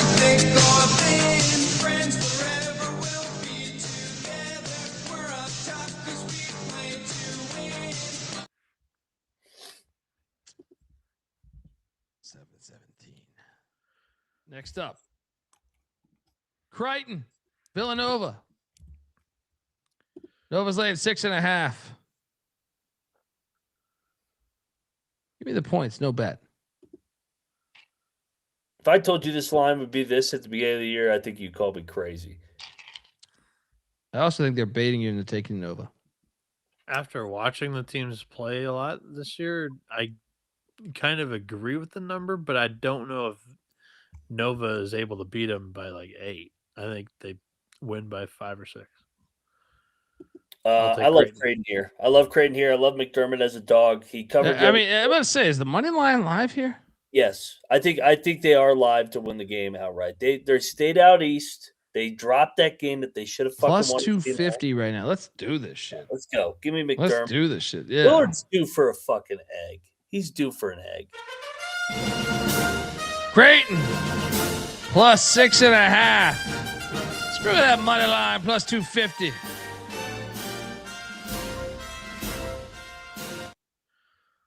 Next up, Bieniek. I'm sorry, you're on Creighton too, right? You said Creighton. Yeah, right? I picked Creighton, but yeah, I'm not triple lock with that guy. With you guys there. Rice and Wichita State. Wichita's laying 13.5. Can't do it. Give me Rice.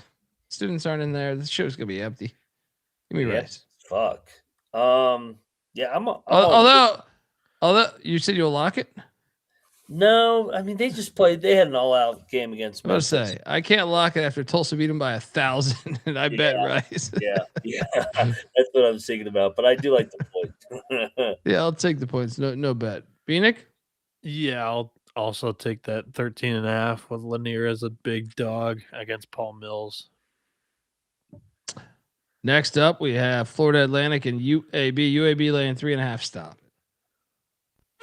Locking up UAB minus 3.5. The flip side of Dragon's throwing me off, though. Rest in peace to the great Flip Saunders. What are you doing here? Yeah, I'll back Andy Kennedy here. I know they're off a big dog win, but I still like him at home coming back to get it done against FAU and Jacobs. Double lock on UAB. Bieniek No triple? bet for me, but I typically, I mean, we talk about it all the time. Kennedy and UAB typically better as a dog. And also they are off a very big win here. But I love fading FAU. Yeah, UAB for me. No lock though. Correct? No, I'll stay away. All right. One cross. Colby, would you drink a stout with me on your on my 22nd birthday? It's not tomorrow, is it? I don't trust anything this government might be doing. Since I caught on to their shit. But when's your birthday? 717. Where the hell do you live? There's a lot of intangibles. Are you talking about on air? I need to know more details. Yeah, you can't trust On anybody. air, I'll drink a stout. I gotta open it, of course. Can't trust anything out there. But Hey, by the way, UAB dropped their last home game too. yeah, it's a smash play. I had that one circled at the beginning of the night. Let's go. Tell me more details, One Cross, and happy birthday if it's your 22nd birthday. And don't trust the government. There you go. Never October trust the year. government. What's that? You have 9 months to prepare, Colby. He said October this year. Where do you live? What are the intangibles here? Why is he married for his 22nd birthday? Man? Why a stout? Why one stout on your 22nd? I need a lot of questions here. John Taylor's dad was your mailman. No shit. That's pretty badass, man. Yeah, you can't trust the government. Don't ever trust the government. No, don't. That's rule number one. I mean, come on. Basketball is in the off season though. One Cross will be doing conference previews during that time. So I am football. October? Yeah. Yeah, I mean October I'll be recording crazy, but I mean where the hell do you live again, dude? October is arguably the busiest month of the year. Yeah, November. November's fucking god. Yeah. I need to know where you live before we have this conversation. I mean, on air, 100%. But why a stout beer? Is that like your go-to? What's going on here? I'm not. He's got way too many questions for Yeah, a guy wanting to drink a beer with him. I feel like this is another code for the government here, right? Gotta watch out. This is what you're supposed to do. You're supposed to say some shit like this. No, Everybody watch your cornhole. yeah, Cornhole. Pennsylvania. So you're saying to come up to Pennsylvania, that probably won't happen in October. P8. But I will have a beer on air with you. If you remind me of your date, I'll fucking crack a stout with you on air, man. Happy early birthday. All right? In case I miss it, because I miss a lot of shit in life. He's turning 21 and a half in March. That's not a birthday. There you go. Half birthdays are not real things. Yeah. Tomorrow's You're 21 already, though. Like we already missed the iconic birthday. I was gonna say you're 21. You're good. We would have Mac, took you to the tomorrow's strip club. My half birthday, January 7th. Really? Think about shit Yeah. like this? July 7th is my birthday, so subtract 6 months and it's January 7th. I never once thought about my half birthday in my life. I'm too retarded to know what 6 months from my birthday is. No, the only reason why I had to think about it growing up is like in school, you would celebrate the half birthday if your birthday was in the summer. Ah, Yeah. of course they would these days. That's right? that's it. What is that? Yeah. That's a thing. Yeah, Oh, I don't know. I don't know.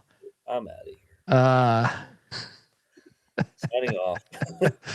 Hey, wait. I like this idea. I can get fucked up every night just for everyone having birthdays. There you go. Can I claim a monthly birthday? Just a Well, free pass? You might as well. Everyone else is claiming everything else anyway, right? Yeah. Do what you want. Hey, you know what? I'm born on August 22nd. That's I don't know how many days away. Are you It's my you're birthday. August 22nd? Yeah, we were out in Vegas. Remember, we were getting fucked up on my Oh, that's birthday. right. That's right. Damn. Yeah, we were at Circa. But yes, I will have one stout. You got to remind me though, and I'll have Bieniek sing you happy birthday. All right, how about that? In Marilyn Monroe style. Next up, Troy, Arkansas State. Arkansas State's laying 3.5.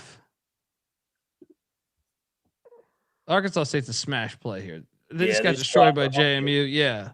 Yeah, Let's go. They were looking ahead. Let's go. Later Yeah, I'll 3.5 this with you guys. Yeah. There we go. Rematch Cocktail of the Napkins Sun got them Belt title favored game. by 5. It's a good spot for the Red Wolves here. Troy on the road. Yeah. Triple lock on Arkansas State.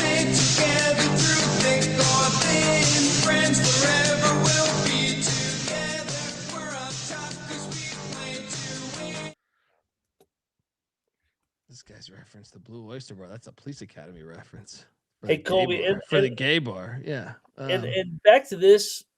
This is also a rematch of the Sun Belt title game. I know that there was a coaching change, but at the mid-major level in a one-bid league, those revenge angles, when you end their season, when they're one game away from the big dance, they got that shit circled. They were looking ahead to Troy on the rematch here. That's why they lost to JMU. Let's go. There's like nobody from that team. But the people in the town, Jonesboro, like you hear about that shit. When I was at Austin P, they would fucking talk about Murray. How many people are going to be at the game though? They've been. I mean, it's an interesting time of year. Is the problem? Yeah. It's like this week is always a little taboo still. Their fan base has been energized the last couple of years under Hodgson and Pannone here.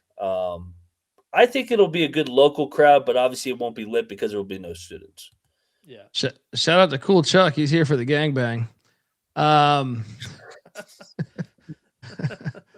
Iowa State and Baylor doing battle. Said watch your cornhole. Here we go. The government. Now we got fucking people trying to do that. Ever since I said that government line, the fucking AI caught on to that shit. They send in this guy with this. They send this guy with his half birthdays with this fucking stout, and then they send in Cool Chuck Chill Out with this goddamn smash plays on. Please identify. I'm nervous on everything here, man. I'm not identifying shit. Look, Fuck in the chat. Just in case someone takes a rocket launcher to my house at some point here. I'm terrified. If anything, I gotta put Muddy in the backyard. Be careful what you say. They might try and take you out. I don't trust any of that shit, dude. I don't trust anything. I fucking look at John Lennon shit. They keep saying it's that fucking wacko. He gets a gun from a police officer in Atlanta, but the guy lives in fucking Hawaii. You believe that shit they're spewing? Get the fuck out of here. He was just rogue. He had a friend that was a cop in Atlanta, and he just took his gun. Really? He flew from fucking Hawaii to Atlanta, got a fucking cop's gun, drove all the way to New York City, had him sign his goddamn fucking record, and then shoots him? No, please. Come on, people. Why is the game going on? Tipping off 7-17. I know what the fuck's happening here. You go, don't spit that shit at me, motherfucker. I know what the fuck's happening here. Iowa State laying 4.5 against Baylor. We got to take Baylor, right? I think so. I say Iowa State's not the same team away from Hilton, but they won at Mackey by fucking 30. I show me again Iowa State on the road. Yeah. I need you guys to do the next one. I got my wife calling me for some strange reason right now. What time is it? 4:46. Baylor. I'll lock up Baylor. Bieniek. What say you here with this game? I like the over. The Cocktail Napkins got it at 164. I think Iowa State's going to get theirs. Baylor's defense hasn't been great lately. And also they've been putting up points left and right over the last month. So I think that Iowa's offense is just better than it's been in recent years. So I'll take the over 155.5 here. And for the side, give me the Cyclones. I think the Cyclones still get it done. The line's a little short. Are you locking the over? Yep. All right. So I am locking up Baylor. I think Colby's locking up Baylor. You're locking up the over. And yeah, dude, I just think it's a desperate spot for Baylor. They just lost the opener against TCU. They showed life late, but they kind of played like shit. They don't really have the marquee win on their resume. They need something like this. Iowa State finds a way to pull away at the last second and win a one-possession game. So, yeah, go Clones, but Baylor covers. Lock up Baylor. Me and Colby. Bieniek on the over. It is almost 5 o'clock in the goddamn morning. We can fire away here. Bieniek. This is why he wanted to take a phone call, because nobody wants to talk to this fucking game. UTSA laying, what does that say? Sorry, the Clit is laying 3.5 at UTSA. Give me UTSA, I guess. This may be my least confident play on the board, or pick on the board. What are you gonna do here, Bieniek? I'll take Charlotte. That ain't good. Whatever just happened. He turned his camera off. That's fine. The government. You know, Yeah. they might have got him. Yeah, he's gone.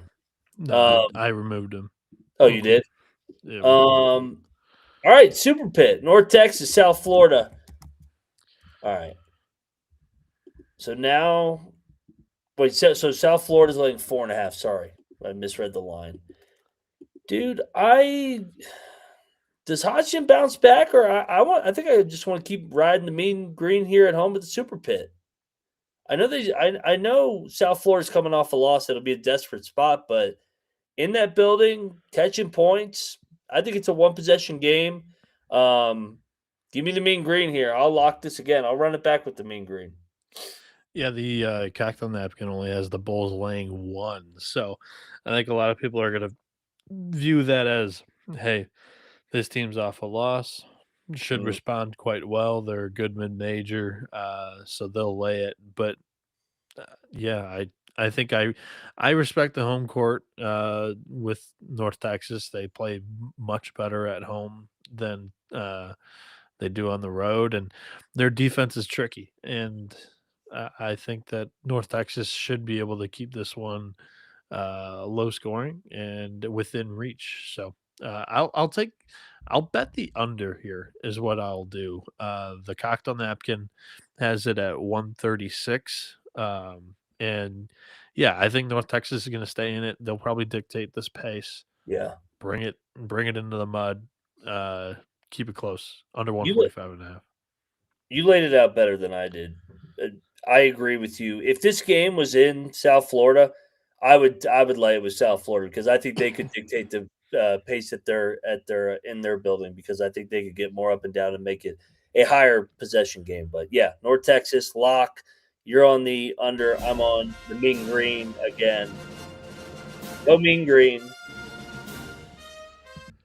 They're live on the money line again, man.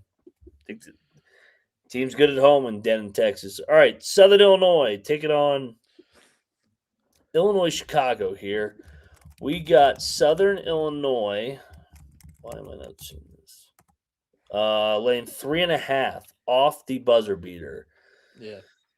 Dude, Illinois, Chicago going to beat them out, right? I think they got a shot. Yeah. This will be a lock of mine. I'm gonna fade the buzzer beater. The double back-to-back road trip here. UIC fucking desperate for a win, dude. They've been knocking on the door too. Like at Valpo the other night, Murray a 4-point loss. Northern Iowa was a tight game. Belmont was a tight game, dude. UIC's getting this one. UIC's getting this one done. Yeah, I like UIC here. I'm not going to bet this, just because I need them to show me that they have a pulse first. But yeah, I think they have a pulse. I like the spot. So yeah, it's a great spot. I mean, this is a dream spot. Lock it up. Play them on. Valpo, Illinois State laid 6.5. Bieniek. Dude, Valpo's been chippy. Yeah, they finally got a win though. I'll lay it with Illinois State. No bet. Yeah, Valpo's been very chippy. Their defense has been pretty good for them this year, so it's allowed them to stay in some games. Last year too, it was the offense. So I think Powell's done really well, kind of adapting to his team's strengths. But they're off a comfortable win. I'll take the Redbirds here. Redbirds. I don't know if winning the Natty in football the other day matters at all, Yeah. right? But Give him a little not juice. not super confident in there, but I'll lay it. Next up, Murray going to Evansville. Dude, this line fucking stinks. How many has Evansville lost in a row? Evansville seems to be the side. Murray, I think, wins by 6. I'll take the points, but I mean, Murray's got a lot of firepower. Yeah. I think it's a little bit too much. I'll lay it. But wait, actually, dude, I kind of want to bet Evansville. Have you seen what Murray's done on the road in league? Like they just fucking open it up when they're at home. On the road, they're not the same. I'll lock up Evansville. Evansville, desperate team. Give me Murray to win by 6.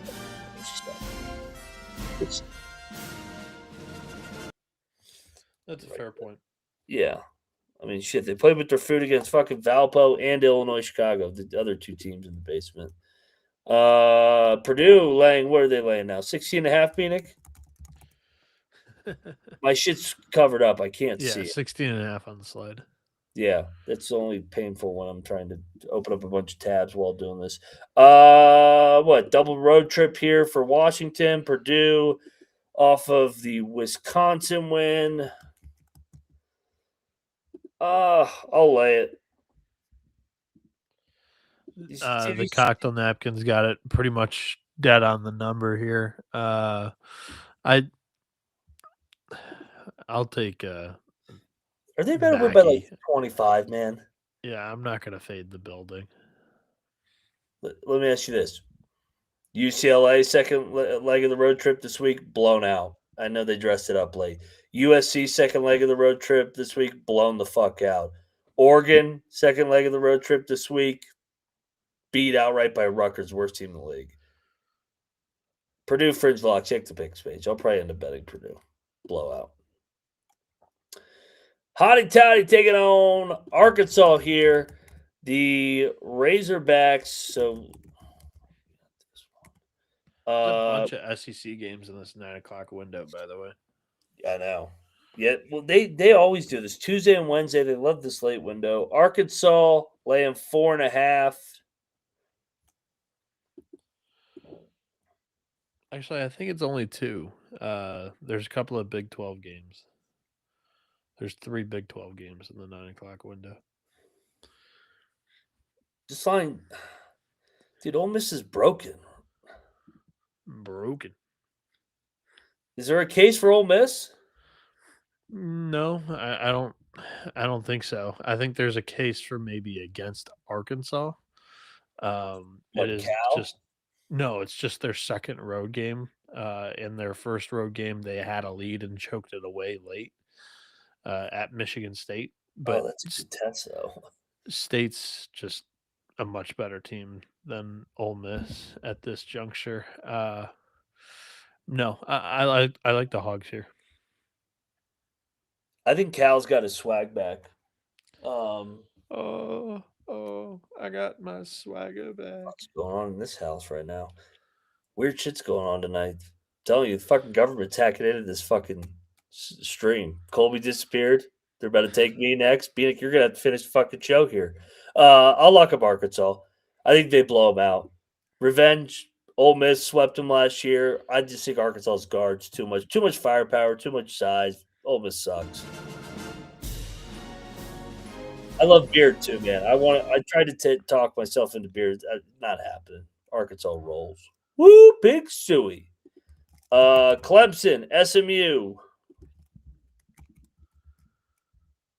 Clemson laying 4.5 against a ranked team, the newly ranked team. Lock Clemson. Come on, man. They just had their best win in like program history in forever over North Carolina on Saturday. Clemson just waiting for them, licking their chops. Brad Brownell and company, all they do is win. Their physicality wears down SMU. Bieniek. What say you? I'm not betting it, but I agree with you on this. I think that Clemson's probably the right side. And they kind of stormed the court too. Dude, they're double digits. Where's my music? We Tigers. Give me the Clemson Tigers. Gonna wear them out with that size. Whoa. Skip one. Game of the day. No, I didn't skip one. Game of the day here, Bieniek. Alabama. Vandy. Alabama. Vandy laying 3.5 here. Undefeated team. I know Vandy's undefeated. I think Alabama's the best team in the SEC.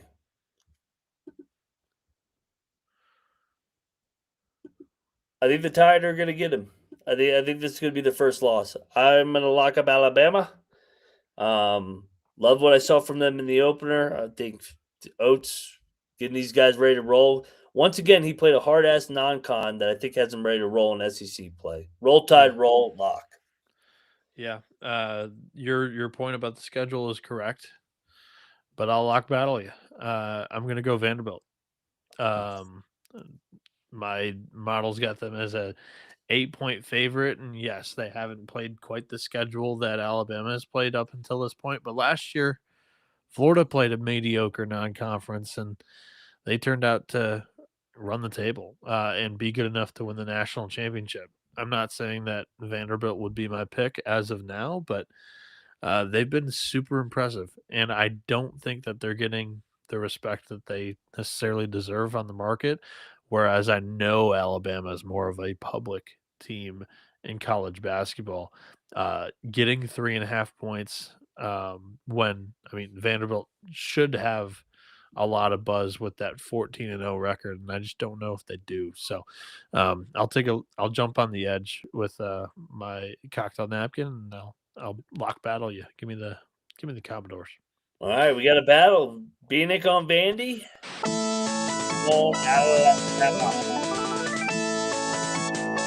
Should be great. Both of these teams like to get up and down the court. I mean, both of them can shoot. Both of them can. Vanderbilt a little bit better so far this season at guarding, but both of them analytically play good defense of not giving up the threes, but also not allowing you to get to the rim. They prefer you taking those long twos. Both of them kind of the same philosophy. It's an interesting game tomorrow. Oh yeah, this game's awesome. And why the total is 180. A lot of possessions in that game. All right, Virginia laying 12.5.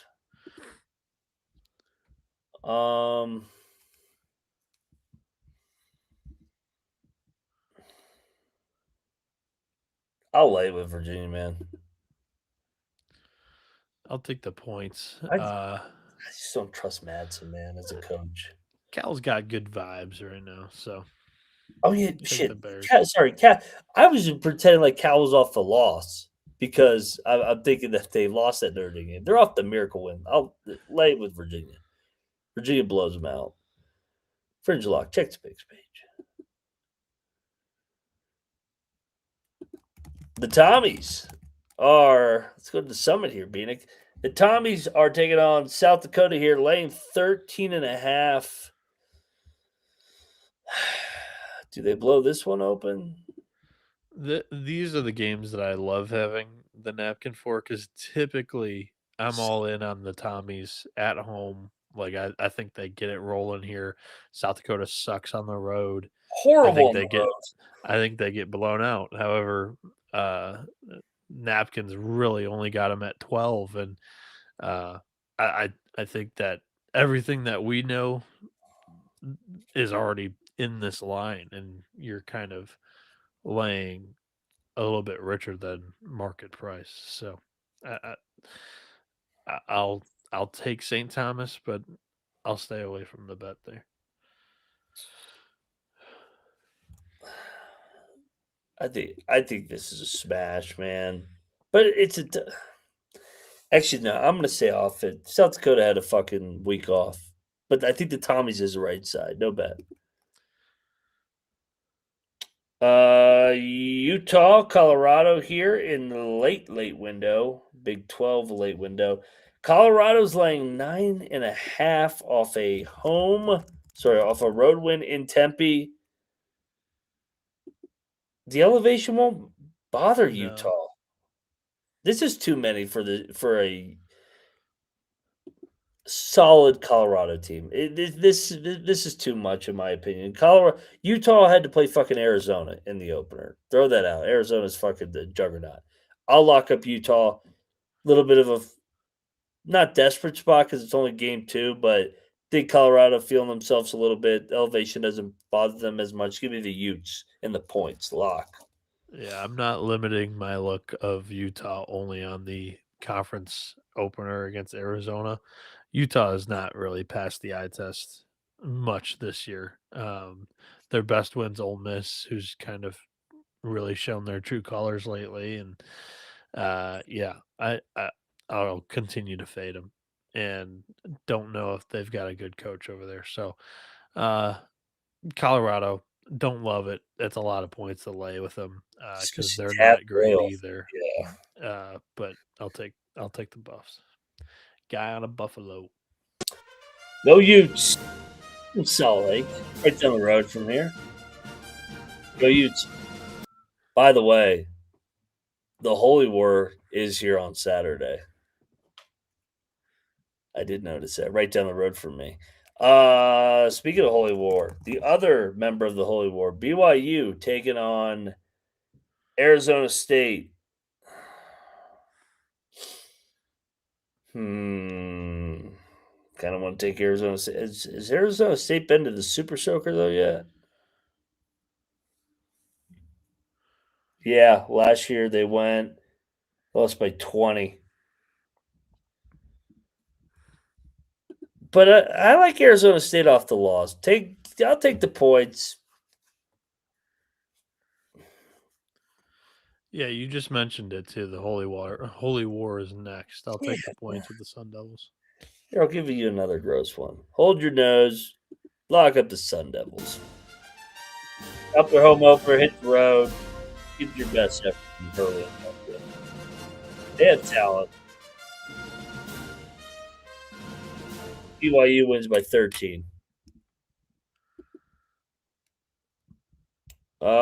Speaking of fucking juggernauts, Arizona laying 18.5.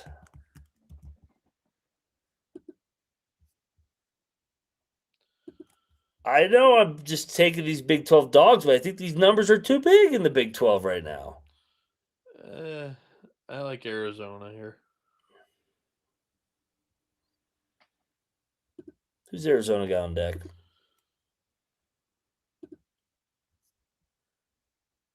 TCU, no look ahead. I'm firing away. Give me K-State. Too many.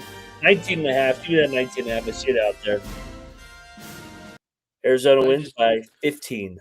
I just think Arizona can, out physical them, and Kansas State may roll over, and this turns into a blowout. We'll see. Tang traditionally pretty damn good as a dog, especially a big dog. I mean, goddamn. Yeah. Too many. This is fucking Big 12. Bieniek, what's this now? Pick? Davidson laying 1.5. Give me Loyola, man. Should we keep riding this Loyola wagon? I don't know. I mean, at this point, hopefully Davidson sees that Loyola's been playing a little bit better lately.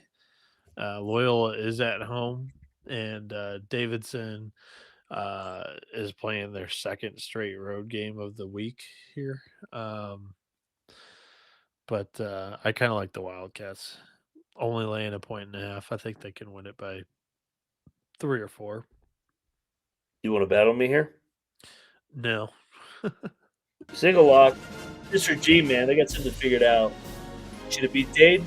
They've won 2 in a row before that. Be the Ramblers. You got something figured out.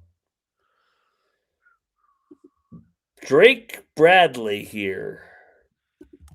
Is this a get right spot back in Peoria for the Bradley Braves after a tough weekend in Nashville/Murray? I think Bradley fucks him up. Me too. Love Eric Henderson, but I think this is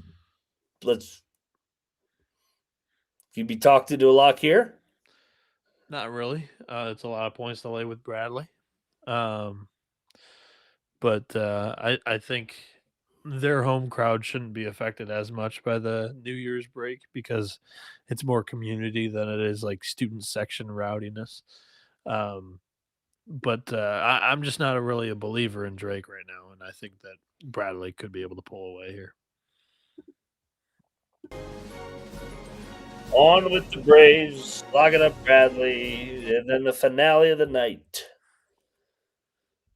Grand Canyon, Boise laying 8.5. God, it's a standalone game. I did not really want to bet this, but I have to now. Yeah, this one is a standalone.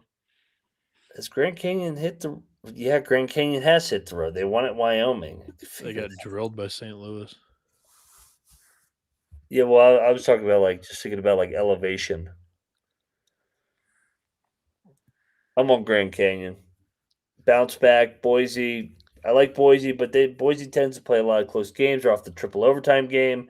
They got fucking Utah State coming to them on Saturday. It feels like a spot for Grand Canyon here.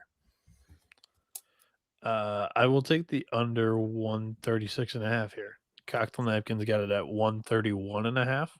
Should be a grinded out type of Mountain West game. Grand Canyon's offense hasn't been very good this year, and Boise State, if they win, I think it's more with the defense, and they make every bucket hard for GCU to find. So I think this is more like a 70 to 60 type of game, somewhere in there, maybe in the 60s. Boise State wins. I'll pick GCU to cover. I think it's a tad too many, but I like that under 136.5 there. All righty. Lock. Bieniek on the under. Hold your fucking nose. It's gonna hurt. Give me Grand Canyon to stay within the 8.5 at Boise. All right, that does it for our show. Best bets. Hope everything's all right with Mr. Dunn. Yeah. Colby was on the show earlier, had a phone call from his wife. He's picking her up from the airport this morning. So hopefully doesn't get rescheduled or whatever there. So blow. Yeah. Yesterday, good day for both of us. I went 4-3. I don't know what your total record was, but you came out like a 17 house on fire. Yeah, 17-7. I mean, I started 14-2, so I cooled off. No, sorry, 16-8. I went 2-4 in the late window, so I gave a little bit back, but 16-8 is always a good day. Yeah, yes, sir. All right, top 3 and a dog. Let's get the fuck out of here. Let's go. 1, the Siegel Center. In a big game, undefeated, one loss overall, but undefeated in the A-10, battle of the unbeatens. Contender match, VCU makes a statement there. Phil Martelli gets another big win at the Siegel Center. Number 2, I love Ark State in Jonesboro to get a bounce-back win after dropping a rare home game over Troy, rematch of the Sun Belt title game. Number 3, Kennesaw. Actually, no, I'm going to actually give that one out as my dog. Love Kennesaw in that spot. Desperate spot. I know they've lost 4 in a row, but the level of competition that they've played, they've been competitive. I think that they're due for a smash spot at home against a overachieving so far Missouri State team. Dog. Greg McDermott and the Creighton Blue Jays. We already talked about it. Plus 250 on the money line. Creighton gets a split on this East Coast trip to Jersey and Philly. Give me Creighton outright. Go Jays. All right. I'll begin with my under 145.5 lock in South Florida, North Texas. I think that North Texas can keep that game close. They'll be able to dictate the pace, grind that thing down to a halt there in the Super Pit, South Florida. Uh, Not sure if they've faced this style of defense. Should make it a little bit trickier of a game plan and execution wise offensively. Um, System play. Colgate -5.5 today. I like this spot a lot against American. Again, with the system, Colgate just plays good competition in the non-conference. Their numbers kind of get beat up by that good competition, but Langle's the best coach in this league by far, and they outplay the competition in the conference the final 2 months of the year. -5.5 there. I also like the -5.5 in Youngstown State. Whatever that promotion is, the 7-17 promotion or whatever, I'll lay it with that. They're playing Purdue Fort Wayne, who's just kind of all over the place right now. The Penguins need a good W at home, one of the better home environments in the Horizon League right now. Give me the Penguins. My dog, they're getting 6.5 points. Plus 270 on the money line. Charleston Southern, I think they're able to get the job done tomorrow against Winthrop. The matchup's great for them. Charleston Southern chucks up the 10th most 3-pointers per game. Winthrop's deep defense against the deep ball is 310th in the country, allowing 36.5% from deep. So give me the Buccaneers on the money line there. All righty. That does it for our show. Go check out Noah B77 _. I'm at Moneyline _Mac. Pick Dundee at the Colby D. Yes, free Pick Dundee. And pregame show resumes tomorrow. Shout out to Troy. Shout out to Capper last night. Shout out to the Pump Fake Pod guys killing it on the pregame show. Make sure you get your notifications turned on. College football episodes out. Me, Colby, the Bet Detective, much more. Can't wait, guys. Loaded slate tomorrow. This is the college basketball experience. You better start thinking about yours. And we out of here. Jack fucks now.